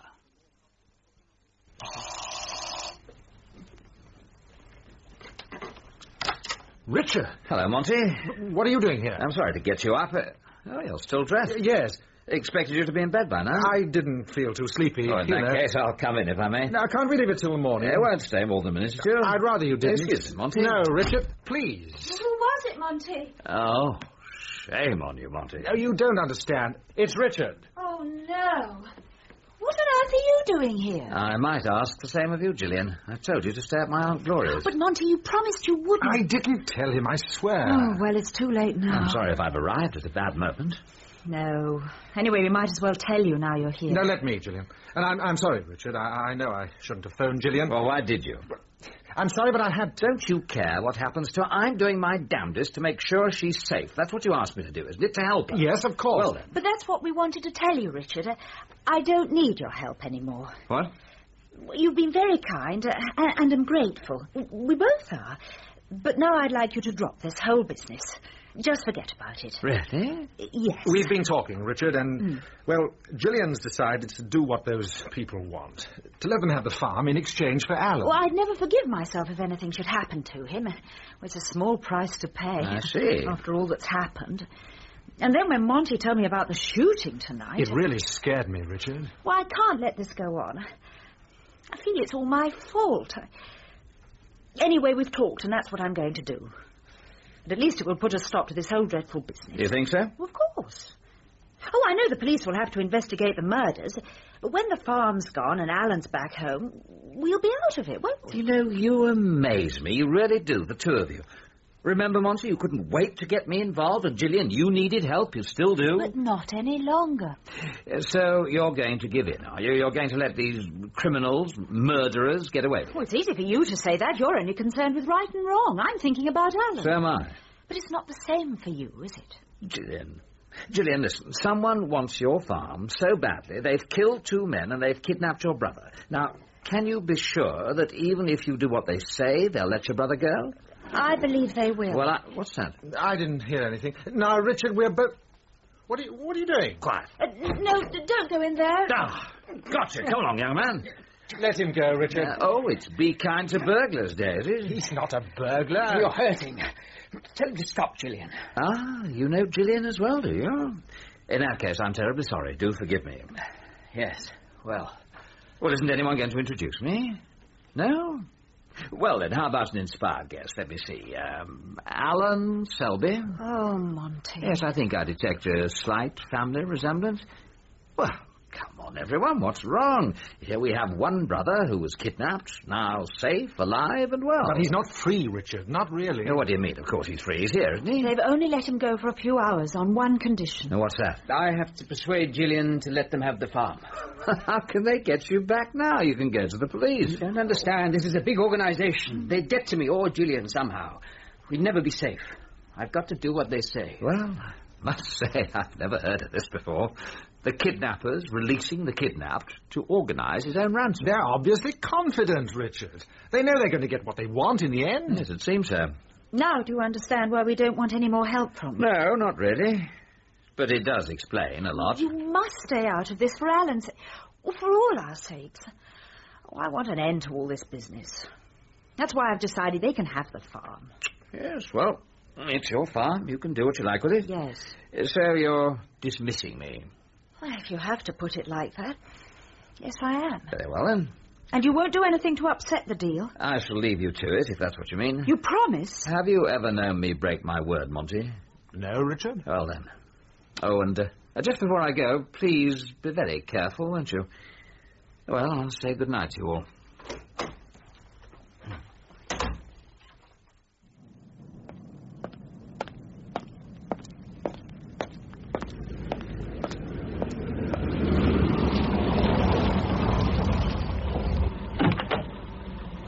Hey there, Rollison.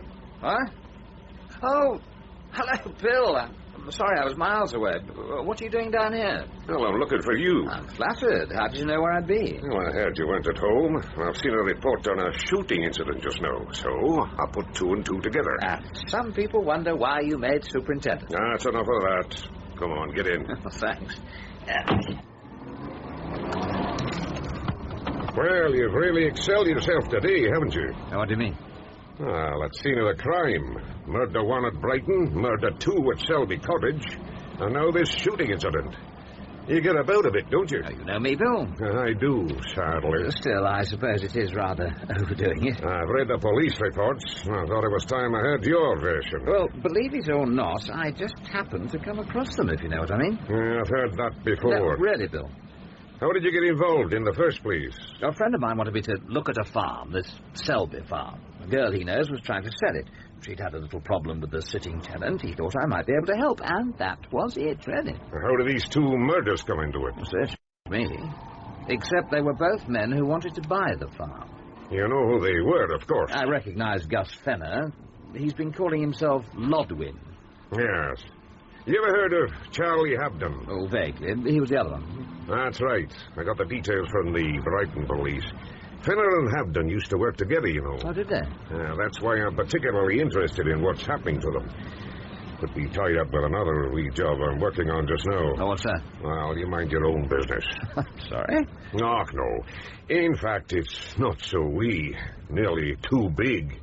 Well, you know Gus Fenner. All a bit of a headache, I suppose. And complicated. No sooner you uncover one trail and another one opens up. And trying to keep track of the people. Oh, it's murder. You could say that again. Yes, but at least you do know where Fenner and Habden are. Now, if I could only lay my hands on the American. What American? Well, I doubt if you'd know him. You never know. Well, he's over here somewhere, hiding out. I'd like to find him. For any particular reason? Well, I'm not sure how it ties in, but from what I hear, he's the most dangerous of the lot. The man's a killer. What's his name?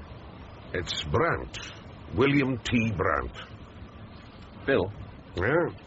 If I could tell you where Brandt is at this moment... If you do know, let's have it. I think he's at my flat. What? And Jolly's alone with him. Oh, my God. Yes, Bill. I'd be grateful. Put down, please.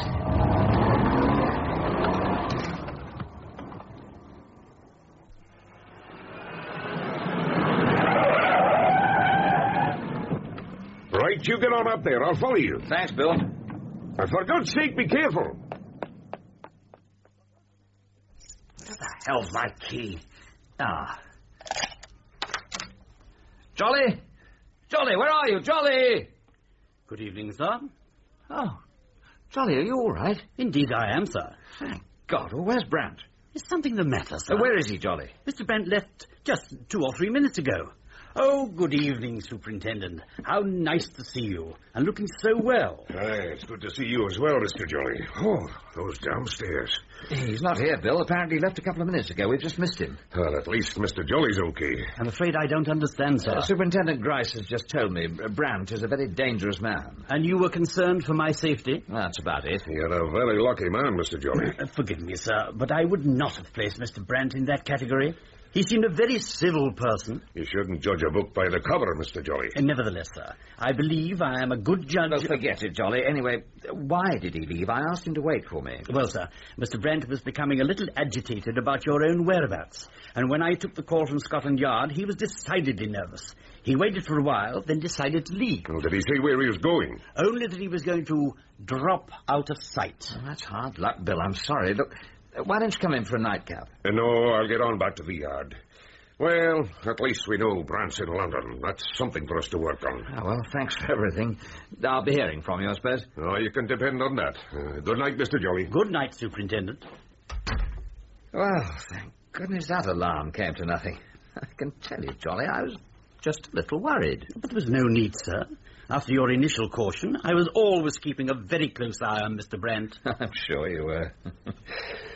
It's been a long day. May I suggest a large Scotch, sir? You may, Jolly. Excuse me, sir. Mr. Rollison's residence? Is he in? Yes. Just one moment.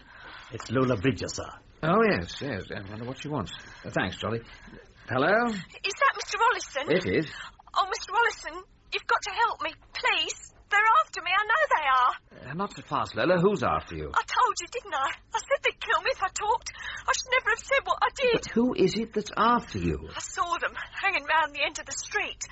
I wasn't sure then, but they've been asking questions, I heard. They're around here now, I know they are. All right, Lola. Now, look, you go. Check the doors and windows. Make sure they're locked. Yes, I'll do that. And I'll be round straight away, okay? Please, Mr. Rollison, as soon as you can. I'm on my own here, you see. There's nobody else. Please, Mr. Rollison, as soon as you can. Please.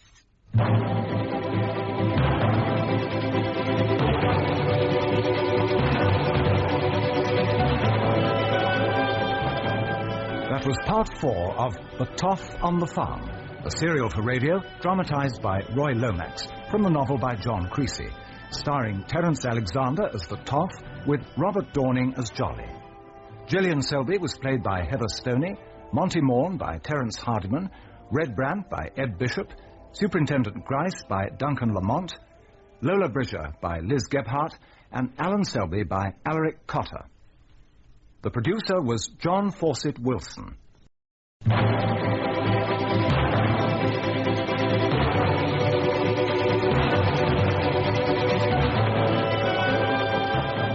We present The Toff on the Farm, a radio serial in 6 parts, dramatised by Roy Lomax from the novel by John Creasy. Starring Terence Alexander as the Toff, with Robert Dorning as Jolly.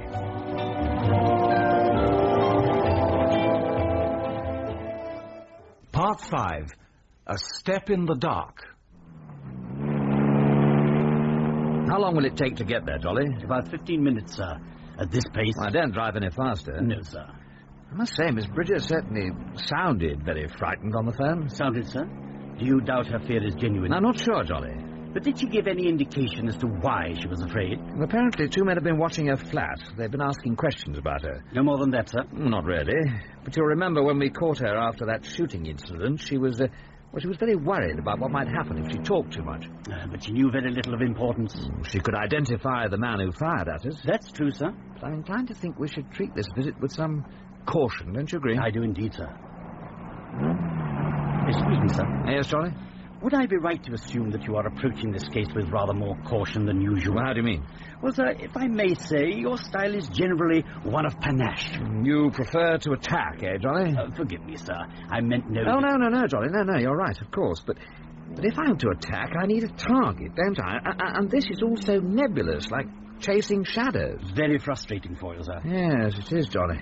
But It only requires one small clue, a sudden inspiration, and you'll respond as always. You think so? I have no doubt whatsoever. Thanks for the vote of confidence, though I'm not sure I deserve it. Why ever not, sir? Well, take Red Brand, for instance. Now, I had some doubts about him right from the start, yet I still invited him to the flat. Would I normally have done that? Yes, sir. I believe you would. And left you alone with him? Yes, sir. Yeah, but he's a dangerous man, a killer, according to Bill Grice, and I put you at considerable risk, Jolly. Not at all, sir. You had voiced your reservations about Mr. Brandt, and there was never a moment when I was not totally on my guard. Anyway, I'm sorry, Jolly. Think nothing of it, sir. And if I may say, with all due respect to Superintendent Grice, I am not convinced that Mr. Brandt represents a real threat. Any reason in particular? No, sir. Though you must have felt that he deserved the benefit of your doubt. Yes, I suppose so. Then that is good enough for me. So you still have confidence in my judgment? Of course, sir. Jolly, I'm feeling better every minute, thanks to you. I'm delighted to hear it, sir. Well, how are we going? We should arrive at Kendall Street in a few minutes, sir. Good.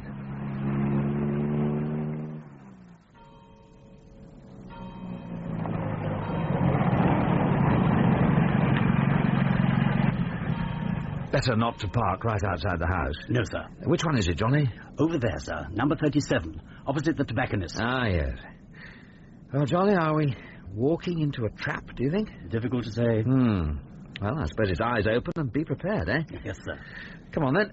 Let's go and visit Miss Lola Bridger.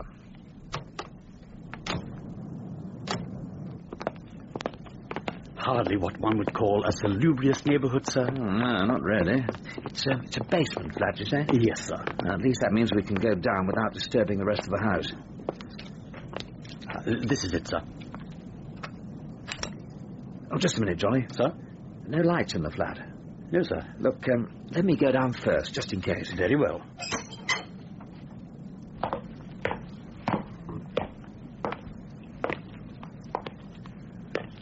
Now then, let's see. Oh, damn, get away. All right, sir? Yeah, seems to be. Come on down. So far, so good. Shall I ring the doorbell, sir? Yes, you'd better. Now, hold on. What is it? Oh, silly girl, I told her to close all the windows. Sir? Well, look at this. It's wide open. Still, it says ringing the bell. Look, sir. Here, the glass has been smashed. Well, let me see.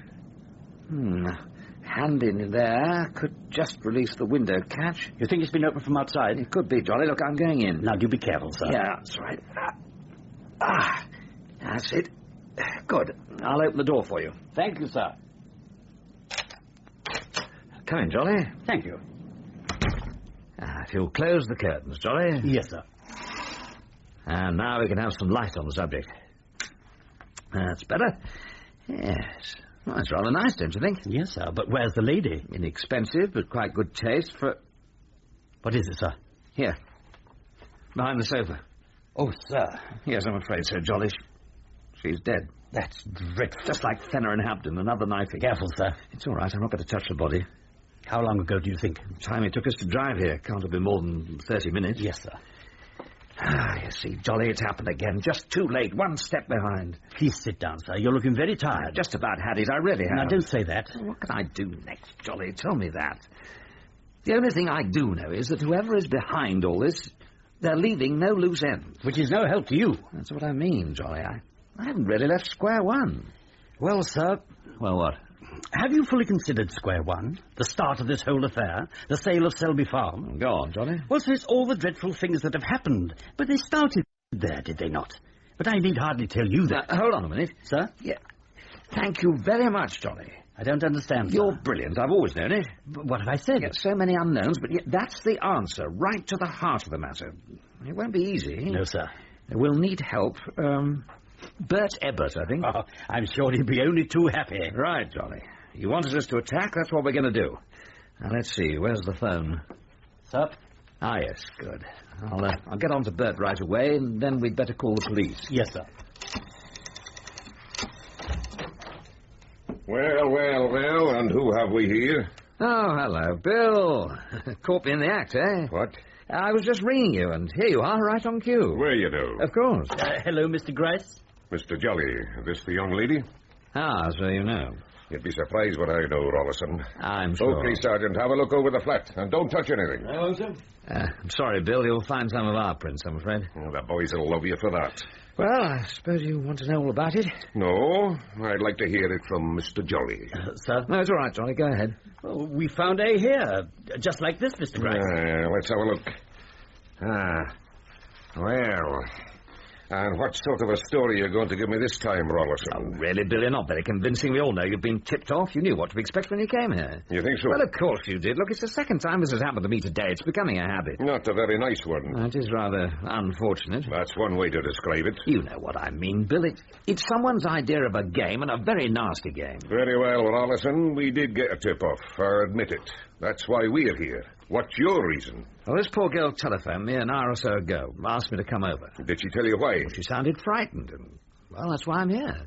But what's the connection with you? How did she know to ring you? Got my number from somewhere, I suppose. You'll be telling me next year in Yellow Pages. Ah, come on, Bill. Anything to do with what we were talking about earlier? You know what I mean. I don't know. I wish I could believe you. Look, I'm as much in the dark about this as you are, and that is the truth. Well, I suppose I'll have to settle for that just now. Oh, by the way, any news of Brandt? No, I put out an APB, but no luck so far. Well, let's hope you find him soon.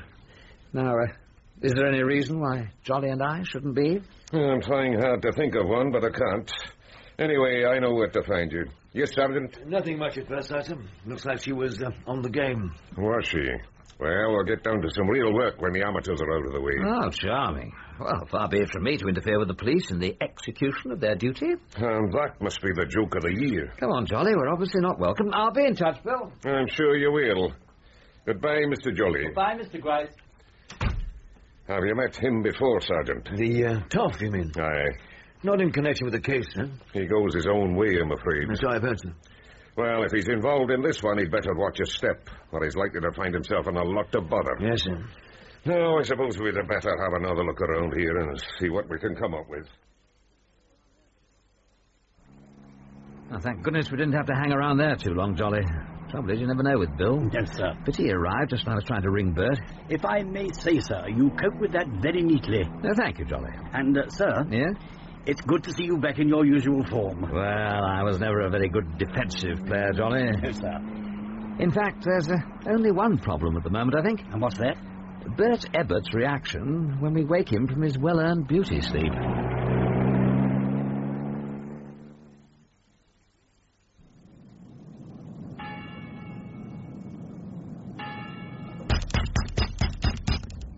I don't know, Jolly. I'm surprised we haven't woken up the whole street. Mr. Ebbert would seem to be a very sound sleeper, sir. The result of good, honest toil, Jolly, and a few pints of his best ale.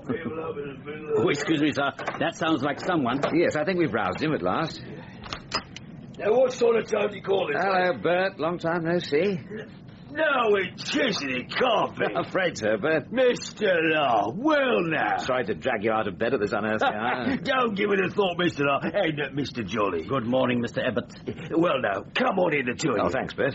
You know, the missus was only saying tonight, what's happened to the top, Bert? She said we haven't seen him in a month or something. Well, you know how it is, one thing and another. I do, Mr. Law. Anyway, it's great to see you. Keeping all right, are you? Yes, quite well, thank you. And you? Almost ungovernable, you know. When the pub keeps us busy. Yes, that's one thing I like about the Sailor's Arms. Yeah, what's that, Mr. Law? Never changes. Just the same as it was when we first came down here, eh, John? Yes, indeed, sir. How long is it? 20 years? Oh, must be that easy. Yeah, and how's the gymnasium, Bert? Any likely champions coming along? Well, it's funny you should say that, Mr. Hart. There is one lad, light heavy, only 19.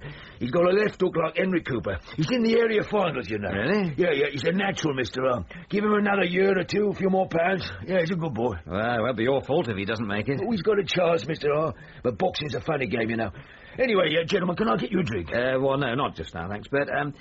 Look, I want to ask a favour, if I may. Any time, Mr. R, you know that. Do you think you could lay your hands on a small van? Not too conspicuous, just for a few hours. Well, I don't know. When do you want it? As soon as possible, really. It's very short notice, I'm sorry. No, let's have a think. And we'll need a driver, sir. You don't want it for yourself, then? No, we're going back to my flat for an hour or so. We'll arrange to meet up with the van later. Yeah. Hold on a minute. Yeah, that'll do. Just what you want. It'll take a couple of hours, though. Oh, that's all right. And a driver, you see. Yes. That's no problem, Mr. Hart. Oh, there is one thing you should know. What's that, then? I'm afraid this job isn't exactly Queensberry rules. Oh, can you tell me? Well, let's say it's saving someone from himself for his own good. Like an errand of mercy. You could say that. Mr. Arp, I've known you a long time. You've done some funny things, but you've never done a bad one. I'll trust you. What about the driver? He'll be all right, don't you worry. And if he had to, knock somebody out? You've got a gold-plated guarantee, Mr. Arp. Well, if you can put me in touch with him, I'll give him his instructions. Just keep talking, Mr. Arp. I'm your driver, and I'm all ears, even if they do look like cauliflowers.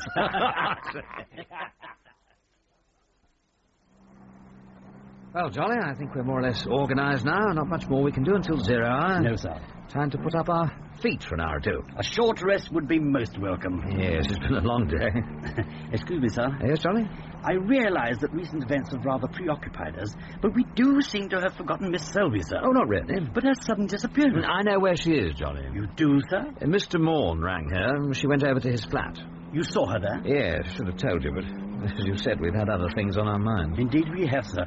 But do you not think we should inform Miss Selby of your intentions? No, Jolly. But they do concern Selby Farm. Jolly, would it surprise you to know that Miss Selby and Mr. Morn have asked, ordered me to drop the case? They what, sir? That's true. But it was Mr. Morn who first asked you to help. Yeah, I know. But you see, Jolly, I met someone else at Mr. Morn's flat. Yes, sir? Miss Selby's half-brother, Alan. But he's been kidnapped, sir. Didn't they demand the farm in exchange for his life? They did. And would you believe he told me the kidnappers had released him, on parole, as it were, to make sure Miss Selby let them have the farm. The kidnappers seem to be very foolish, or very confident. Well, it's a new one on me, certainly, Johnny. It's all very strange. It is indeed, sir. Incidentally, what was your impression of Mr. Selby? Hardly had time to form one, really. Of course, according to Mr. Morn, he's rather a weak character, too dependent on his sister, but there again, Mr. Morn's biased. Yes. He was rather nervous, but that's understandable in the circumstances. Anyway, Miss Selby's decided to give in to the kidnappers. That's why she wants me out of it. Thought my involvement might prejudice the deal. But this little expedition you've just arranged, sir... That's the point, Johnny. It's why I can't tell Miss Selby. She mustn't know anything about it. I understand, sir. As far as she's concerned, I'm no longer involved. But I promise you, Jolly, I'm not going to stand by and see these villains get away with this sort of thing. Indeed, no, sir. But who are the villains? That's the $64 question, isn't it? But you never know. We may find the answer to that on our little expedition. Now, home, James, and that short rest, eh?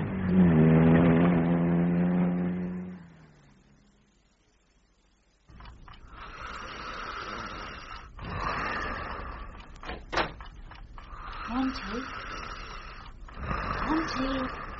wake up. What? Wake up now. What is it? Oh, Gillian. What time is it? Nearly 5 o'clock. Here, I brought you some tea. Oh, thanks. 5 o'clock? Yes. What's on earth? Something's wrong. No, it's all right. Don't get up. How's Alan? He's asleep. I don't want to wake him. What's the matter? Can't you sleep? No, it's not that. Monty, I want to borrow your car. At this time of the morning? Oh, go back to bed, for goodness sake. I'm going back to the farm to see old Mr. Smith. What the devil for? I must try and persuade him to move out of the farm. Oh, Gillian. Oh, I know he's an obstinate old man, but I feel responsible, Monty.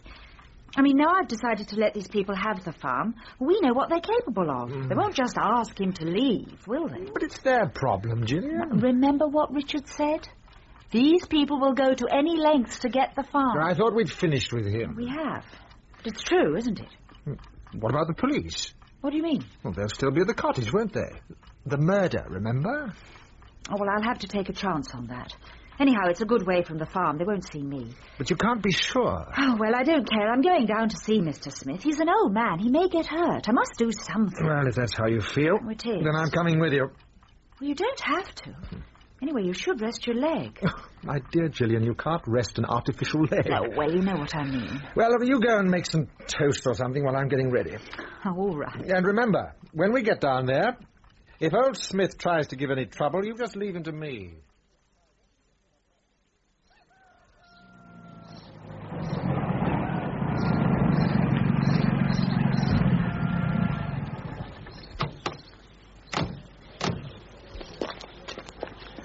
Oh, we made good time, Jolly.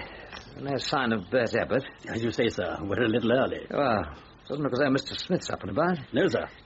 I think if we're fairly quiet, we might wander around out here, see what we can see. Are you looking for anything in particular? Not really. It is all Rather untidy, sir. It's a shambles, Johnny. Still, I suppose a lot of work for one man, and Mr. Smith is getting on a bit. Hold on. What is it, sir? Well, look at these bottles. Rye whiskey, bourbon, good Lord, Catskill, brandy. And these empty cigarette packets. Yes, I've seen those before. What do you make of it, Johnny? Mr. Smith may have been entertaining American visitors. But he refuses to let anyone inside the farm. He may have been tempted, sir. A large financial inducement. Yeah, I suppose it's possible. It is intriguing, sir, this American involvement. It's a bit heavy, isn't it? I'm sure that's why Bill Grice is interested. He thinks it ties up with another case he's working on. Yes. Sir? What is it, Johnny? Well, sir, you are aware of Mr. Morn's American business interests? Well, I know he goes over there from time to time. He doesn't talk much about it, though. You don't think there could be some connection, given all the circumstances? Well, I really don't know, Jolly. I suppose we shouldn't ignore the fact. Oh, thanks for reminding me. Not at all, sir. I wonder if that's our friend Bert. It is, sir. Plus small van. Good. We'd better go and have a word with him. Hello, Mr. R. Here we are. As promised, right on time. As usual, Bert. Look, the old chap isn't up yet. Well, I can easily give him a blast in the oar, Mr. R. That'll wake up an old cemetery. No, thanks, Bert. I want to treat him as gently as possible. Well, then, what do you want me to do, Mr. R? Well, you see the back door over there? Yeah. If you can get up alongside the door, just behind the doorpost, he won't see you. Okay. We'll try to get him outside. If and when we do, you grab him. Right, you are. Oh, and remember, Bert, we want to talk him into leaving of his own free will. But if not... Don't you worry, Mr. R. I'll treat him like the missus's best bone china. There you will. Right, Jolly.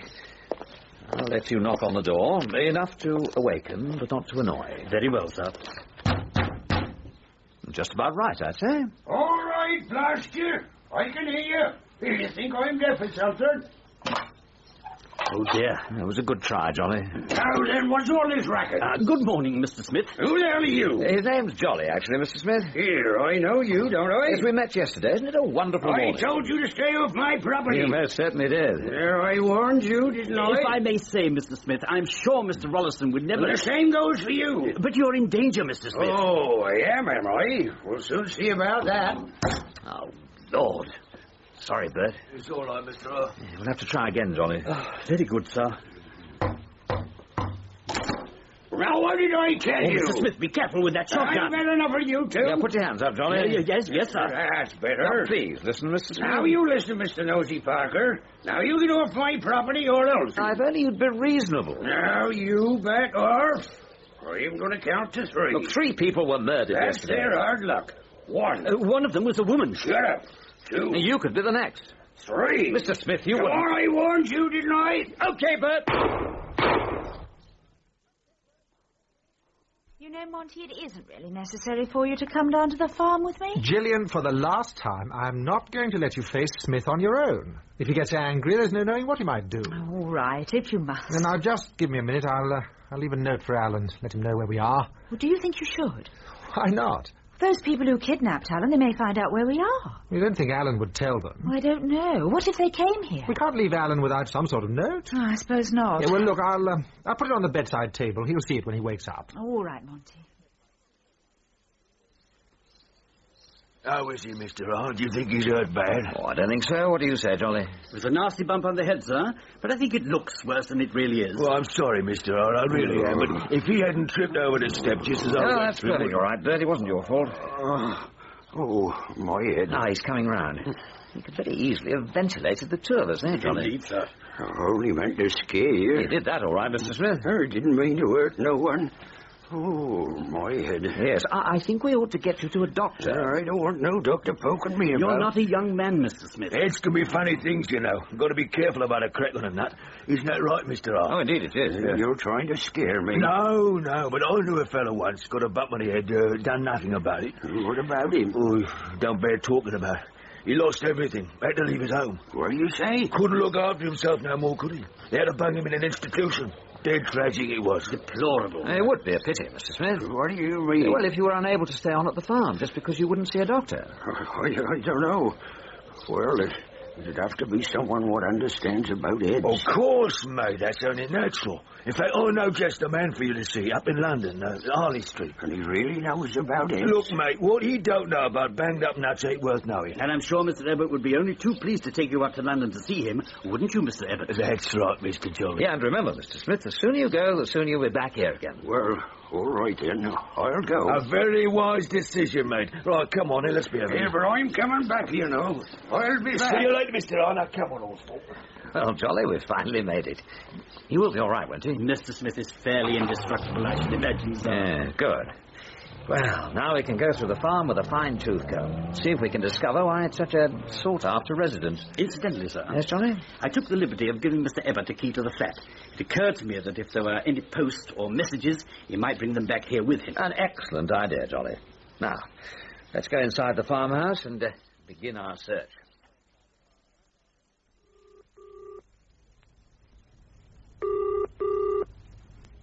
Well, Sergeant? There's still no answer, sir. But damn it, it's 6 o'clock. He ought to be home in bed. Oh, I wish we'd found that card of his when we had him at the flat. He must have known more about Miss Bridget than he let on. Aye, all that stuff he gave me about the girl ringing him out of the blue, and I fell for it. Can you imagine that, Sergeant, after all these years? But why wouldn't he tell us, sir? Oh, don't ask me, Sergeant, but that's the tough, always the same. Lets on he's telling you everything, then you find he's keeping the best bits for himself. What do you think we should do? I don't know. But we want to get in touch with him. I'll lay odds he's out on the loose somewhere making trouble for somebody.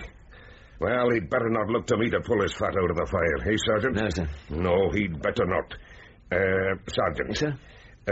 Will you try his number again? Just in case, you know. Yes, sir. Good.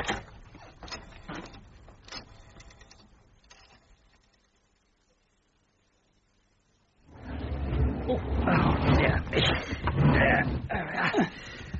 No doubt about it, Jolly. The Victorians didn't believe in building lightweight furniture. No, sir. Well, that's about it up here, isn't it? I think we've gone over it pretty thoroughly. Oh, indeed we have, sir. I don't think I've ever seen so much dust. Mr. Smith isn't exactly house-proud, is he? Well, come on, let's make a start downstairs. How about you, Jolly? I'm finding it hard work. If only we knew what we were looking for. It would help, wouldn't it? Anyway, you try that room, see what you can discover. Excuse me, sir. Listen. Ah, yes. Oh, we have company. Mr. Ebbett, sir? To London and back. Oh, he couldn't do it in time. Just a minute. Can you see who it is? Now, careful. It's Miss Selby. And Mr. Morn with her. Anyone else? No, sir. Now, why would they be here? Well, I don't know, unless... Yes, that's what it is. She's come down to see Smith. Now, keep down, Jolly. They mustn't see us. Do you think they'll go away, sir? Not until they've spoken to him. But he's not here. What can we do? Leave that to me, Jolly. You stay here. Are you going to let them in? Mr. Smith? Come on, now we know you're in there. You go away. I don't want to see nobody. Oh, please open the door, Mr. Smith. I want to talk to you. I ain't got nothing to say to you. You may be in danger. I want to help you. I don't need no help. Please, Mr. Smith, I beg you. You're wasting your time. Gillian, leave it to me. Now, come on, Smith. Open this door. Yeah, you clear off as well, Mr. Laddie-da. I shall break the door down. Yeah, you do that and you'll get both barrels of the shotgun. Please, Monty.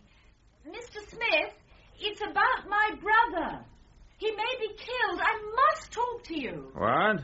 It's true, Mr. Smith. I wouldn't lie to you. Well, you come back tomorrow morning. I'll think about it. We can't wait until then. All right, then. You come here tonight, 6 o'clock. All right. We'll see you then. Come on, Monty. Thank you, Mr. Smith.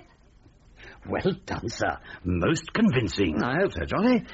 Anyway, it gives us a few hours' grace, so let's make a start on these rooms, shall we? Well, that's the last of the kitchen cupboard, sir. Nothing here, I'm afraid. But there has to be, Jolly. I'm sure of it. We must have overlooked something. We've been most thorough, sir. Now, do you think if we search the outbuildings? No, Jolly. Whatever we're looking for, it has to be somewhere in this farmhouse. Well, sir, short of pulling up these flagstones. Yeah, that'll take a demolition squad, Jolly. Ah, that must be Bert Ebbett, sir. I wonder if he's brought Mr. Smith back with him. It would mean the end of our searching. Well, our little trip has been rather a waste of effort, don't you think? Anyway, let him in, would you, Johnny? Yes, sir. Well, Mr. Come on in, Bert.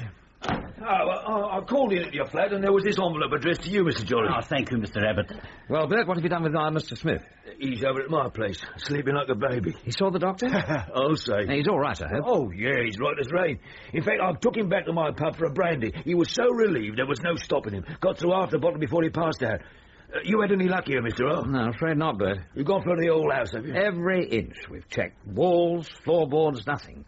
And these flagstones down here, and I was just saying to Jolly, they need a demolition squad. Yeah, I can see. Excuse me, sir. Yes, Jolly? This is the report we were waiting for, the check on Mr. Brandt. What's it say? Bad news, I'm afraid, sir. Apparently Mr. Brandt is very well known in criminal circles in the States.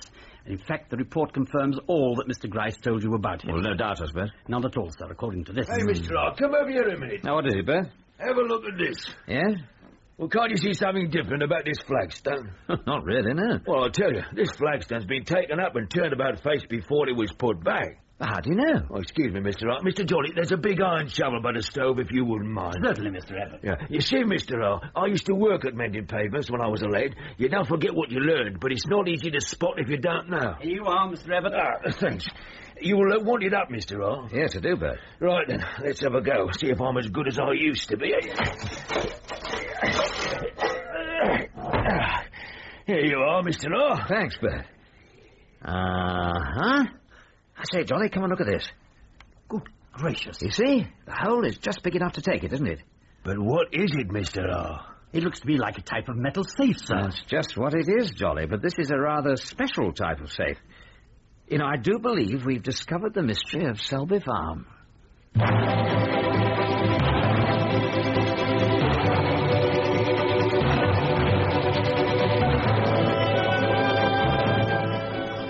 That was part 5 of The Toff on the Farm, a serial for radio dramatised by Roy Lomax from a novel by John Creasy, starring Terence Alexander as the Toff with Robert Dorning as Jolly.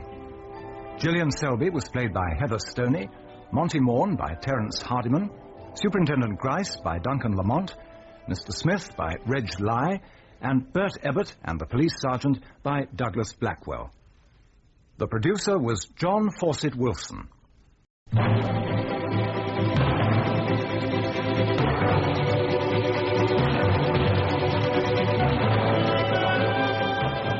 We present The Toff on the Farm, a radio serial in 6 parts, dramatised by Roy Lomax from the novel by John Creasy. Starring Terence Alexander as the Toff, with Robert Dorning as Jolly.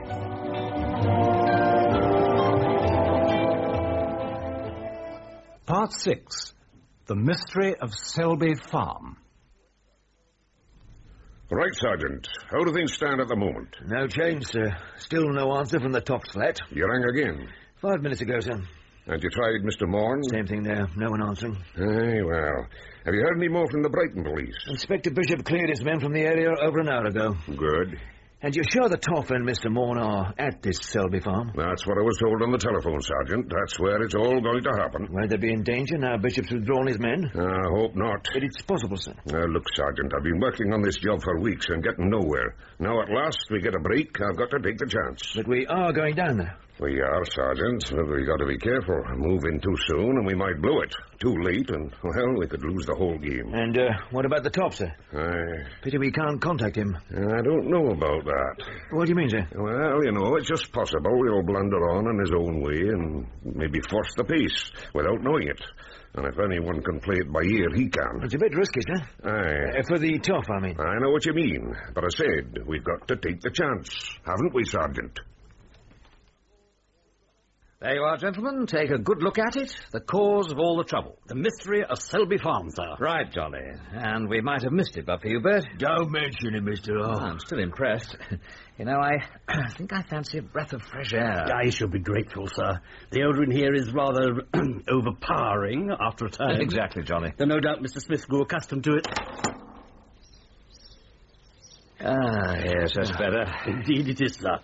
Mr. Arthur, have you got any idea what's in that safe? No, but it must be something very important, very valuable. It's already cost 3 lives and a kidnapping. Now, someone's very anxious to lay their hands on it. Yeah, I can see that, but... well, what is it? well, I mean, if that's the case, why are they messing about? What do you mean? Oh, you know, villains, Mr. R. They're after something and know what it is. They go straight in and get it, don't they? No sweat. Yes, it is uncharacteristic, isn't it, to go through this rigmarole of wanting to buy the farm.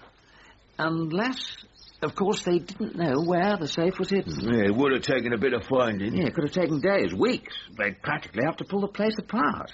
I mean, we were lucky. Bert spotted the flagstone. That was experience, Mr. R. Oh, that's what I mean.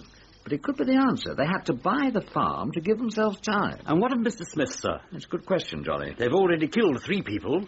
Strange he's remained unharmed. Yes. Someone was obviously concerned that nothing happened to him. It's all a bit of a teaser, ain't it, Mr. R? It is, Bert. Now, what are you going to do? Well, I think it's a police job from here on. Superintendent Grice. Oh, he'll never let me forget it, will he? The toff calls in the police. Well, what's the routine, Mr. R? Well, I'll go over to Miss Selby's cottage. There should be 1 or 2 policemen over there. Well, I didn't see anyone I come past. No, neither did we. But there was a murder there yesterday evening. They must have left someone on duty. Anyway, I'll go over and let them know what we've found. I could give Bill Grice a ring at the same time. But won't Miss Selby and Mr. Morn be there? It's a possibility. But they may have gone back to the village. Would you go and see if they're around, Bert? Oh, that the village a couple of miles up the road. Yes, one little dumpster. You're right, Mr. R. Oh, and if you can get a sandwich and something for us to drink, try the wheat sheep. Well, the pub won't be open yet, Mr. R. No, but I met the landlord yesterday. He struck me as being a reasonable sort of fellow. Oh, if I see Miss Selby and Mr. Moore, do you want me to tell them anything? No, I think not. Let's just get the police in and tidy it all up first. Yeah. All right, Mr. R. See you later. Yeah, thanks, Bert. Now, what would you like me to do, sir? Well, the safe won't run away, but we'd better not leave it unattended. I understand, sir. You can leave it to me. Fine.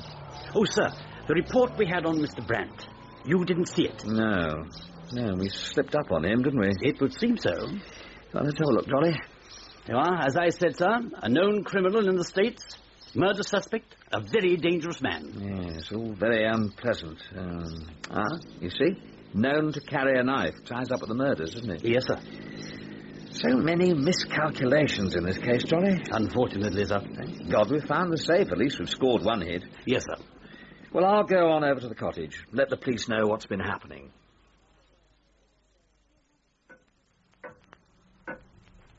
You know, Monty, we shouldn't have come back to the cottage. Why not?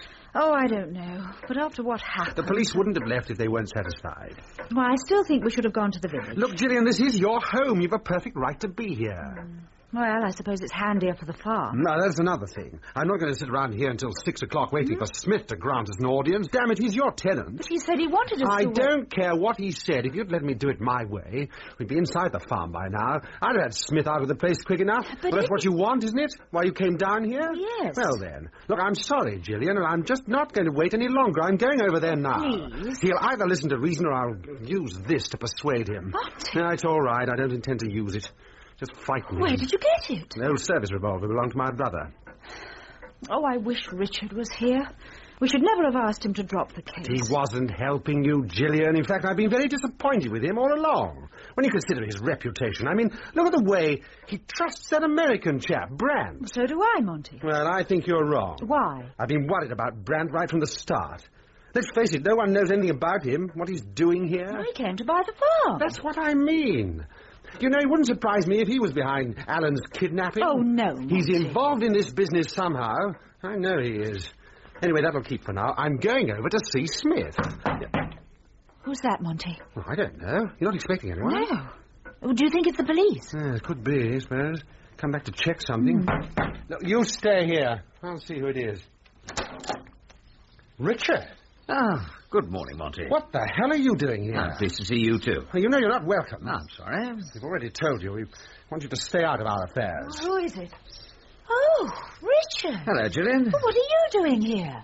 Just happened to be in the area, you know. Wanted to ask a small favour, actually. Oh, well, come in, please. Thanks, Gillian. Excuse me, Monty. Well, I'll be outside. Want to have a bit of a scout ride. You're not going over to the... Well, you know what I mean. Not while he's here. I won't be long, Gillian. Monty's leg playing him up again? I don't think so, but he is a bit on edge. Yes, I can see. You know, I'm rather surprised to find you here. Why? Oh, no reason, really. Just surprised. Any police around? No. Strange. Oh, well, never mind. You wanted to ask a favour? Yes, I wondered if I could use your telephone. Yes, of course. Thanks. Can I ask, is it anything to do with the farm? Yes, Gillian. Well, there's nothing wrong, is there? I was over there only a few hours ago to see Mr. Smith. Yes, I know.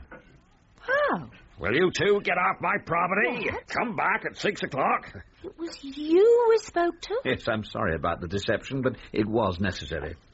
But what about Mr. Smith? Well, I managed to persuade him to leave. He's out of the farm. Gillian, I'd like a word in private. Oh, not now, Monty. Marvellous news. Richard's just told me Smith's out of the farm. I don't believe No, it. it's true. Richard did it. Persuaded him to go. Isn't that marvellous? Now we can go ahead. When was this, Richard? A few hours ago. And you've been inside the farm since he left? That's right, Monty. And now I'd like to use the phone, if I may. Oh, please. Go ahead, Richard. Thanks. Gillian, just a minute. Oh, yes, Monty. Yes. What is it, Richard? I don't know. There's no dialing tone. It was all right half an hour ago. I rang to check the time. Well, there's nothing now. It's quite dead. Strange. Monty, you must tell Richard. Now, what is it, Monty? Well, when I was outside just now, I thought I saw someone or something hiding in that clump of trees by the lake. Well, did you go and check? I didn't like to go too far from the cottage. I can't be absolutely sure. It might have been shadow of a tree or a bush. So if there was someone, that could account for the phone, couldn't it? I wonder. But who'd want to do that? What reason could they have? Well, I can think of one or two, and they're not here in this cottage. What do you mean? Oh, just that I'd rather be at the farm right now. Jolly's over there. He's on his own. Then I think we should go there with you. Don't you agree, Gillian? I suppose so. Well, I mean, if there's likely to be any trouble, better we're all together. Yes, fair enough, Monty. Right, let's make tracks, shall we? And keep our eyes open on the way.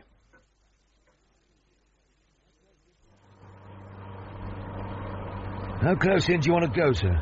Oh, not too near. We mustn't scare them off, Sergeant. No, sir. You spoke to Inspector Bishop? Yes, he's keeping a check on transport in and out of the area. He'll be ready to go when you give the word. Aye, but that's the problem, isn't it? When to give the word? We may have to take a chance on it, sir. Oh, we may at that. It would help if we knew what was happening at Selby Farm. Yes, Sergeant. You know, I'd give anything to be a fly on the wall of that farmhouse, just at this moment.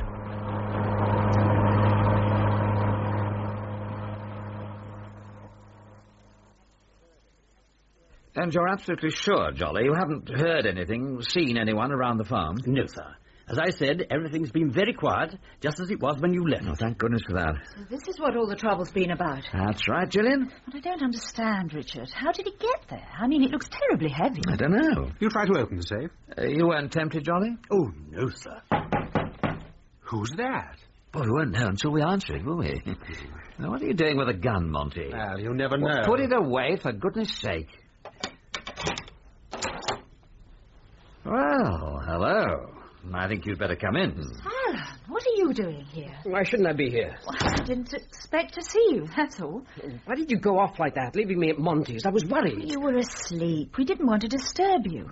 I've had enough to put up with this last day or two. Alan, were you outside the cottage a few minutes ago? No, I came straight here. That's what you said in your note, Monty. Well, I had to let you know where we were. Gillian got this bee in her bonnet about old Smith. What about him? Well, those men who kidnapped you demanded the farmer's ransom. But that's decided, isn't it? You haven't changed your mind. No, but I was worried about Mr. Smith, what they might do to him if he refused to leave. But he's gone, hasn't he? Well, thanks to Richard. But you came down here just to persuade Smith to leave. Well, I thought it was important. Well, it comes to something when you're more concerned about him than about your own brother. Oh, that's not true, Alan. Have you forgotten those people who kidnapped me? They're still around, you know. The deal's not over yet. Oh, I'm sorry, Alan. I wish you told me. What is it, Richard? Well, I'm just wondering if Alan could have been followed down here. I don't think so. I didn't see anyone. And he wouldn't, not if they're any good. No. Well, I'm sure I wasn't followed. I hope not. Anyway, what are you doing here? They're looking for buried treasure. Over here, Alan. Look at this. Good God. Now we know why these people were so anxious to get hold of the farm. It was more valuable than we thought. So that's why I was kidnapped. Yes, and why 3 people have been killed. And there's your friend Brandt. Don't forget him, No, he's not my friend, Monty. But you trusted him, didn't you? You've met him, have you? Yes. Why do you ask? Well, when I was kidnapped, they held me in a small room, but I could hear them talking. His name kept cropping up. In fact, he was there part of the time. I certainly heard an American voice. You see, Richard? I told you to be careful about him. I know you did, Monty. Richard, you don't think Smith could have done this? Possibly knew about it, but he couldn't have handled it by himself. Richard, here a minute. Yes, what is it? See those bushes across the lane by the paddock? Where? There. Can't you see something moving? There it is. Again, you see? Yes. There's someone over there, don't you think? Yes, it's probably worth checking. Right, I'll come with you. No, I'll take Jolly. Why? Well, it's difficult ground, be hard going, can't risk your leg. Oh, damn the leg. Now, look, you stay here and look after Gillian. Oh, and better keep Alan out of sight. Jolly. Yes, sir? Mr. Vaughan thinks he's seen someone over behind those bushes. We're going to have a look. Very well, sir. We'll go out the back way. Now, you walk towards the lane, as if you're going to the car, and take your time. If there's someone there, they'll move to their left to avoid being seen. I'll make for those trees over on the right. With a bit of luck, I'll be ready for them, but give me a minute or two to get there. Yes, sir. Where are you going, Richard? It won't be long, Gillian. Now, Monty, you come and lock the door after us, will you? Come on, man, where are you? We haven't got all day.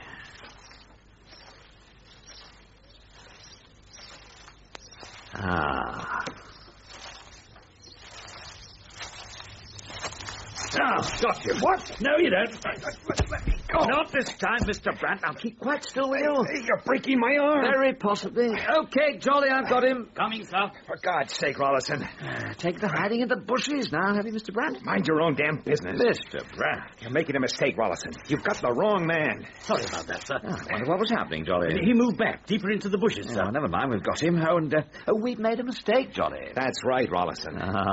No mistake. Not after what we've learned about you. We received a report from the United States, Mr. Brandt. Yes, but that's not me. Oh, no, of course not. Look, you're not going to believe this, but Brandt's not my real name. You'll have to do better than that. Okay, Rollison.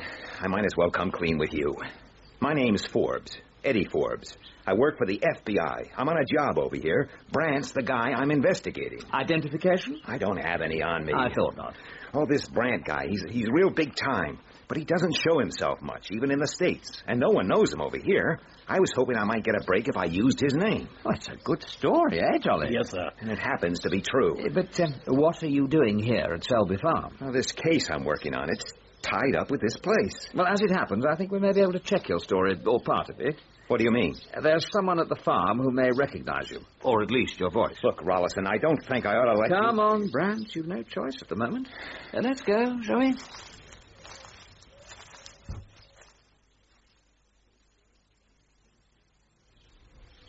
Well, sir, what do you think? No news from the checkpoints? Not a sausage. God, it's difficult. Yes, sir. I'll tell you what, Sergeant. We'll leave it another 30 minutes. Then we're going in. All right, sir. I'll get on to Inspector Bishop and let him know.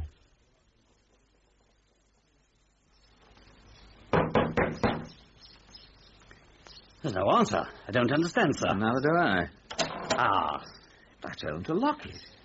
All right, Mr. Brandt, inside. Yes, sir. Monty, Gillian, we're back. Where are they, sir? I don't know. Hello there, Monty, Alan. Sir, the safe, it's been opened. Oh, my God. What do you know about this, Rollison? About what, Mr. Brandt? The safe. You've got to tell me. Oh, what's your interest in this? For God's sake, Rollison, it's important. You know what was inside? Yes, I do. You've got to tell me all you know. Well, it was locked when we left this room 20 minutes ago. Who was in here? Gillian, Monty Morn, and Alan Selby. Nobody else? No.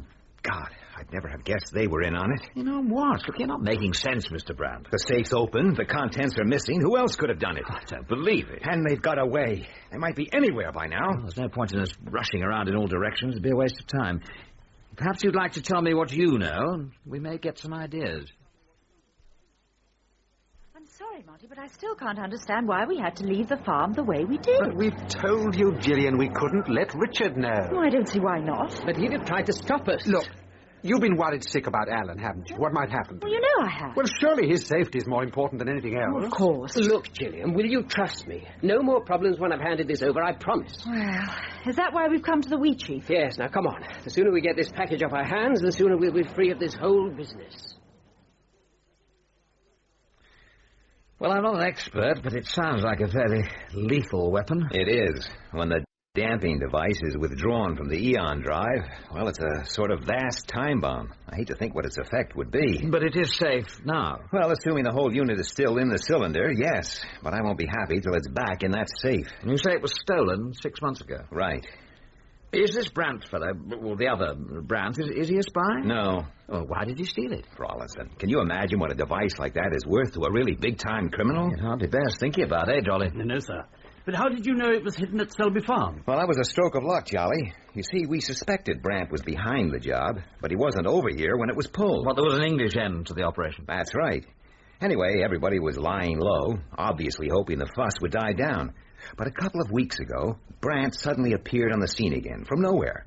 Now, it's my theory he'd heard from England that the farm was up for sale. I think they decided to change plans, buy the farm, and remove the safe. But why buy the place if they knew where it was hidden? They've already killed 3 people. Why stop at Smith? And bring the police to the farm? That's the last thing they'd want. Yeah, but Smith was involved. He knew it was there. I think he was well paid to keep his mouth shut and keep visitors out. That answers one question, but I've got another. Be my guest. How did you know I was down here? Oh, that's easy. I followed you. You what? Well, I had a theory. You're the sort of guy who makes things happen. And you do, right? Oh, please go on. I phoned Superintendent Grice this morning to tell him you were on the move. Bill Grice knows about all this? Yes. And the real Brandt? We know he's over here. Well, why didn't Bill tell me? Well, you see, we weren't making a lot of progress, and we had to keep a low profile. So when you were brought into this by that Morn guy, well, it made sense to let it take its course. See what happened. You mean Grice has been using me as a decoy? Well, let's say a catalyst. I'd never believed it of him. Indeed not, sir. He thinks very highly of you, Rawlinson. It's a funny way of showing it. Hey, we got visitors. No, sir. I believe I recognize the sound of Mr. Ebbott's van. She's been gone a long time, Johnny. I'm sorry I'm late, Mr. R, but I've been busy. Sorry. This is Mr. Brandt. No, Mr. Forbes. Bert Ebbott. Pleased to meet you, sir. Glad to know you, Bert. And I see I'd convinced you, Rawlinson. Yes. It's going to be difficult to think of you as a Forbes and not a Brandt. Excuse me, Mr. R, but I've got some news. I think you ought to know that... Yes, Bert? Well, I've just come down from the village. There's a big American car parked outside of Wheatsheaf. I thought you might be interested. Oh, we are. And another thing... well, you know, I'm a bit nosy. There's an helicopter standing around doing nothing in a field the other side of the village. Well, that is interesting. Looks like the real Brandt's in town. Let's go. Yeah, come on. We'll use your van, Bert. Let's hope we can get there in time.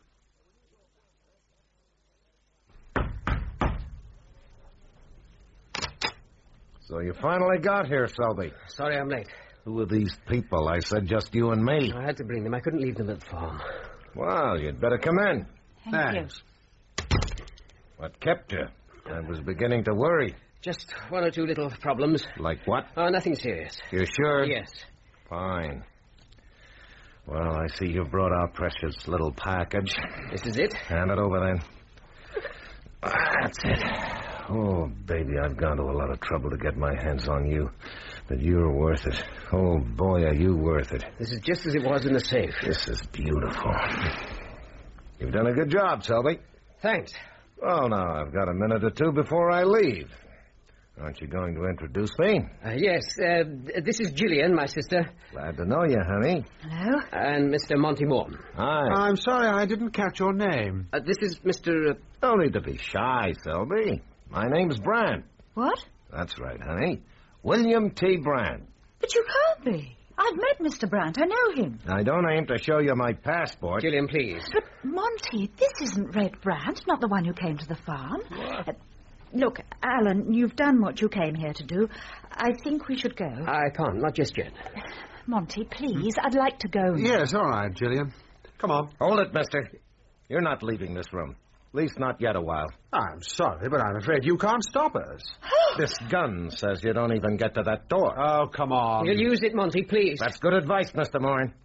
Now come over here and sit down. Very well. But you wait until I keep your mouth shut. Now, Selby, before I go, those little problems. They're not important. I'll decide that. Well, it was Rollison. This is the guy you call the Toff? Yes. He was down at the farm with his manservant. I didn't expect that. But he doesn't know what this is about. Anybody else? No. And he doesn't know you're here. He'll be away before he can do anything. Selby, if he's figured this right, he could be in the village already. Not yet. I fixed his car. Okay, so he's phoned the police. Not from the farm. And I cut the phone wires at the cottage. Still, I'd better not hang around too long. No, but everything's fixed. The helicopter? Yep. I just don't believe this, Alan. What are you doing? You're actually working with this man? I have to, Gillian. You don't understand. But you're no better than him. You're a crook. All that kidnapping stuff. But why, Alan? Oh, you never understand me, Gillian. Not properly. You see, I needed money badly. I got involved in this, and, well, I suppose it wasn't as simple as I thought it would be. But why didn't you tell me? I hoped this would be the finish of it, when I delivered this package. And we've been going mad trying to help you. You had no thought for Gillian. She's been desperate. She thought you were in real trouble. He will be if I don't get away soon. And you're not going anywhere, I promise you. This gun says I will. The moment you leave here, I ring the police. Don't you care what happens to your girlfriend? What do you mean? Well, I got myself some extra insurance, haven't I? A pretty little hostage. Selby did me a good turn when he brought his sister. No. You wouldn't do that, Mr. Brandt. And who says different? I damn well do.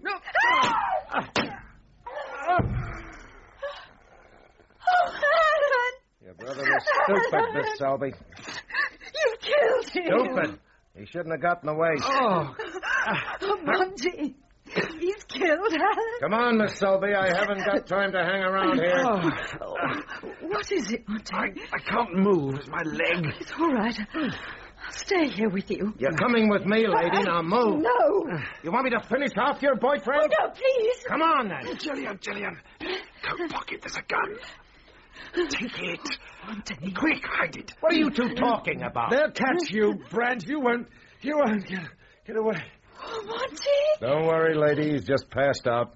By the time he wakes up, we'll be well away. Now pick up that cylinder and let's get moving. And remember, when we go downstairs and across to the car, act like normal. No tricks, lady. You remember that.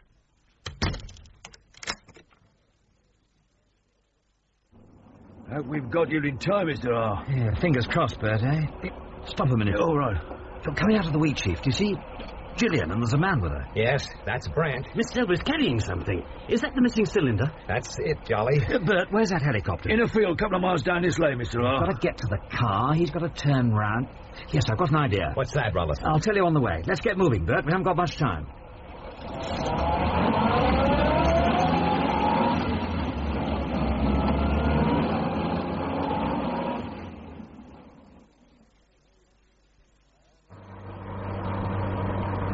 That's right, honey. You keep a tight hold on that cylinder. You drop that and we go up and take half the county with us.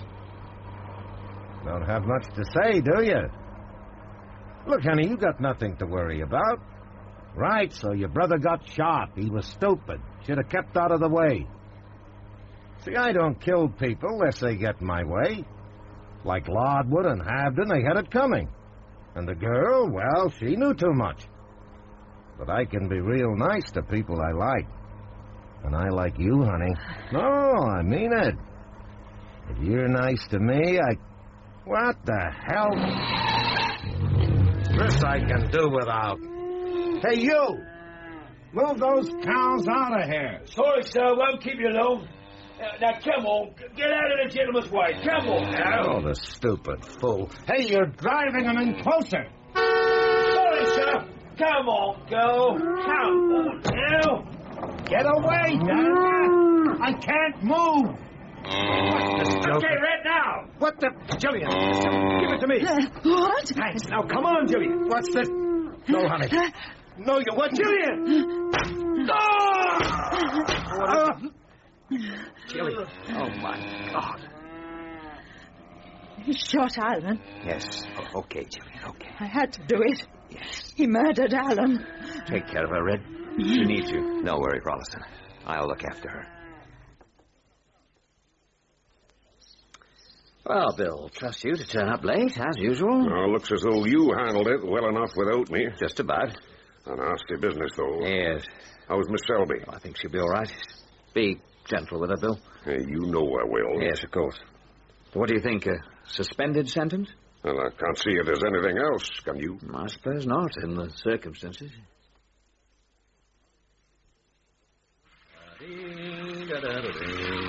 What a glorious feeling, I'm happy again. With a cloud up above. Excuse me, sir. Mr. Rollison. Sir! Pass for the robe, there's a good fellow. There you are, sir. Thanks.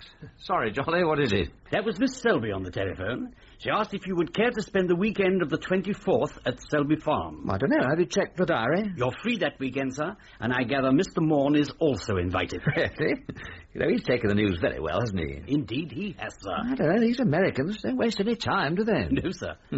Hey, wait a minute. The wedding's on the 10th. Won't they be away on the 24th? Apparently she and Mr. Brandt, Mr. Forbes... Yes, it's still hard to think of him as Mr. Forbes, isn't it? It is, sir. But they are delaying their honeymoon for a while. Really? Yes, sir. And it seems that Miss Selby has been beset by another little problem. Good Lord, what is it this time? She's in urgent need of a celebrity to open the village fete, sir. Well, offhand, I can't think of anyone. Can you, Johnny? Yes, sir. You, sir. On one condition, Jolly. You come with me. I should be delighted, sir. Life on the farm can be quite delightful. As long as it's not indulged in too frequently, eh? Exactly, sir.